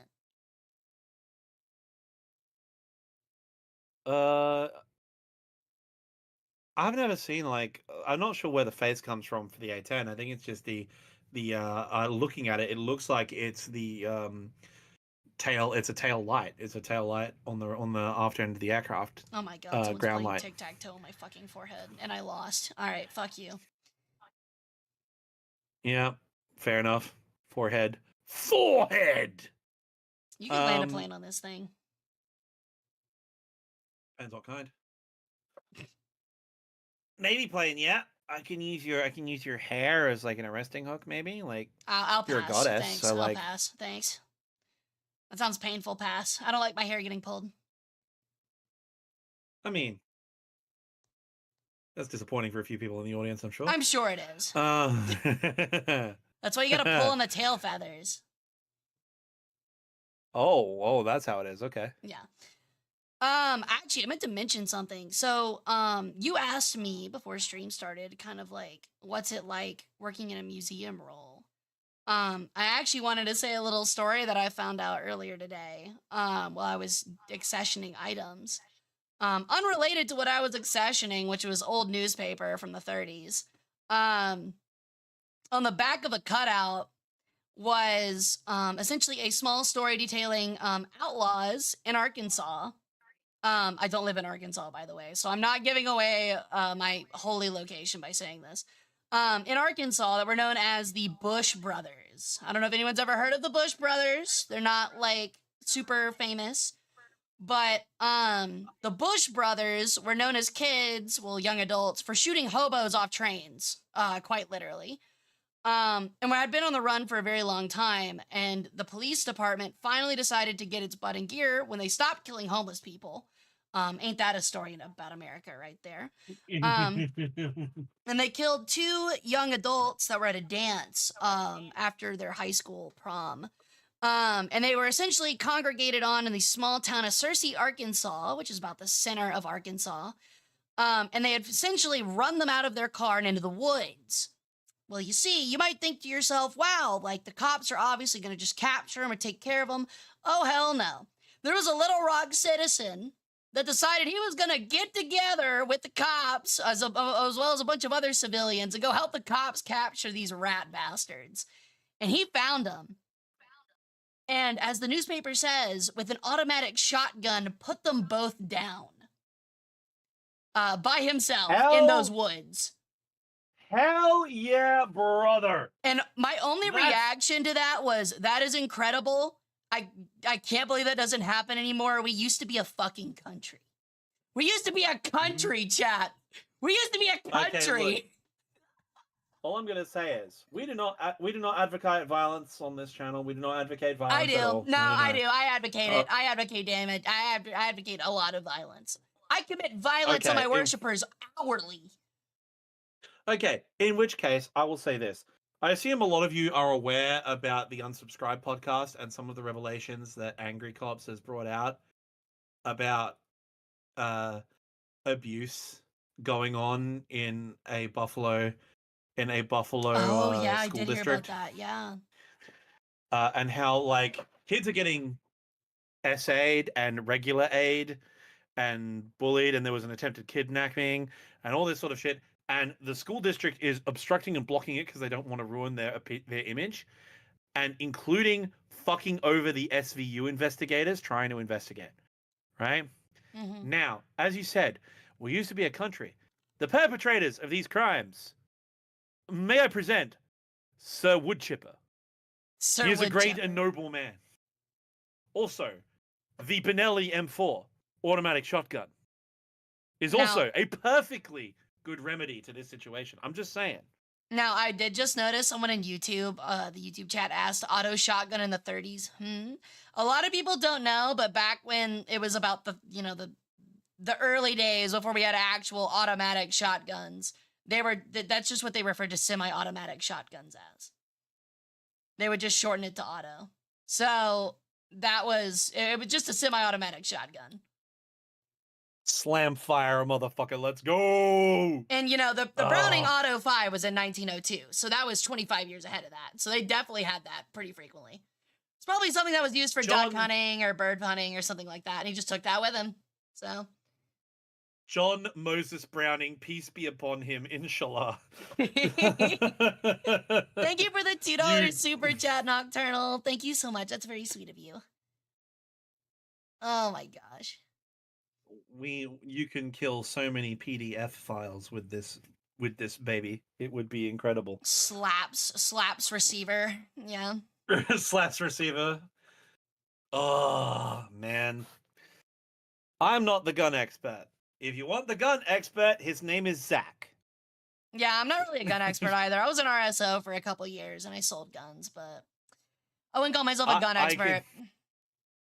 If you want someone to autism on guns, I know a guy. I feel like with the modern discourse, especially for history circles on the internet, everybody knows a guy at this point. Yeah, that's the cool thing about being a historian these days, and you would know this personally. Which is, as I was mentioning with Combination K before, again, check her out if you want to learn more about the Soviet system. In fact, I'll grab a link to her YouTube channel. Hold on. Where is it? If you want to learn about the Soviet evolution of doctrine, I highly recommend her. I don't know if I'll get bonked for posting links in chat. You will, but I'll repost it. There you go. Yeah, the bot tends to be a little cutthroat, just like me. It takes If you after want its to- master. If you want to learn about Soviet doctrine, I highly recommend her channel. She is an expert. She will teach you everything you need to know about Soviet doctrine and Soviet development of night fighting tactics. You know, you've got. She also makes really cool edits, which is fun. So, yes, Zach. It would be Zach. If you are aware of Zach Hazard, he is my boy. If you want to invite someone on the show who is excellent at firearms, he is the guy. He also streams on Twitch. Hell yeah. It's really he is an absolute expert in terms of firearms. Whenever I have a question about one, I just ask him. But that's what's great about being a historian is that you can. I have got so many people now where it's like, shit, this is a question about medical history. I don't know anything about medical history. Wait a minute. I know Momo. Momo is a medical historian. I can ask her. And then I'm like, this is a history of fashion. I don't know anything about fashion. I am the cissest, headest man in the history of cis het men. I don't know dick about fashion. I know Faye. I'll call Faye and ask her because she is a fashion historian. And like that's the thing. My best friend is a sociological historian who did his thesis on Croatian terrorism in Australia in the 1990s, right? Jesus. Like, this is what I'm saying, right? When I say I know a guy, I know a guy. Yeah, you really do hit the point where, like, once you get enough connections in historical space, for almost every question, you're like, I know a guy. I got you. Like, they can come with sources, too. So, because if there's one thing that historians know how to do, it's knowing how to find information, legitimate information, and back it up with actual sources. So, something that's very rare these days. I have a funny story about that. I will not give specifics, because the incident is still classified and it could cause issues. However, once upon a time in a certain country, there was a certain conflict going on. Okay? And this certain conflict was not a big war like everyone knows. It was a small domestic regional conflict, right? Very low key. Guerrillas, Soviet agents, The third Congolese American War. weapons. It very well could be. It could be in the middle of Asia. It could be in the middle of Africa. It could be anywhere. Okay. Anyway, my father, Dadamaki, was in the Australian Army during the Cold War. During the 70s. Right? And one day, in this nondescript country, the government of nondescript country, which is normally not very friendly with us, but in this case our interests aligned, needed help with their guerrilla problem. And so the SAS, Australia's Special Forces, were sent out to handle this problem. However, the guerrillas were using new Soviet radios and new Soviet communication systems, which made them very hard to track. So the SAS would need technology to help track them. And the thing is, the SAS don't have the expertise. But my dad, who was in signals, did. He did have the expertise to use like radios and radar tracking systems and so forth. And he had done training because he was a field signaler. He had done training on combat and so forth, right? So he knew how to do that. So hypothetically, if there was a certain country who had a certain guerrilla problem, and a country which we were not normally friendly with would need help finding those guerrillas, and we needed to hide it as a training operation, we would send the SAS with a signaler, who was an expert in this, my dad, on a mission to go help.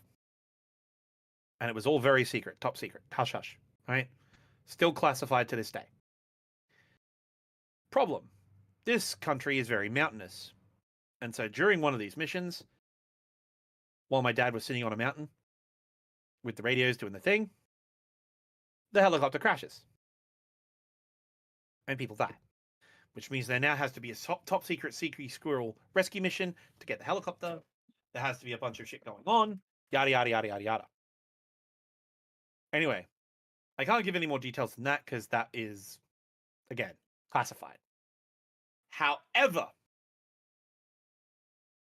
like with all classified situations like this, me being a historian and curious about my dad, because I knew a lot of details that my dad would get drunk one night and tell me that he probably shouldn't.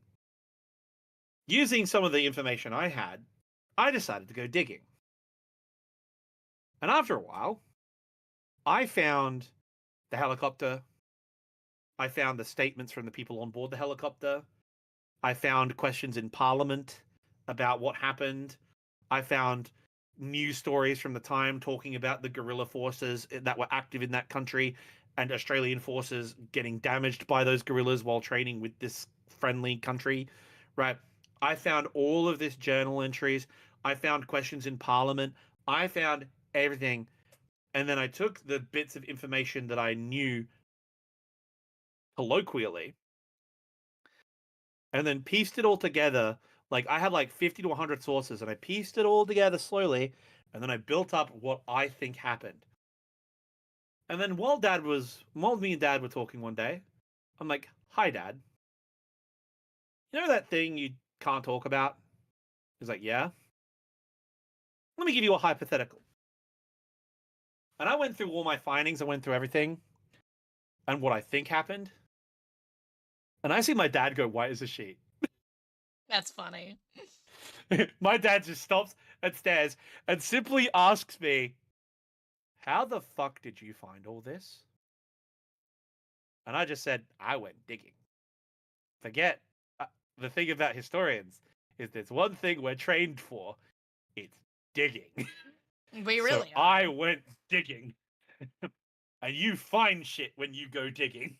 That's way longer than the one I was going to tell because I had a friend that did a published paper and got in an argument on Twitter with some random person on Twitter, and that person literally quoted their paper on the same topic to use against them.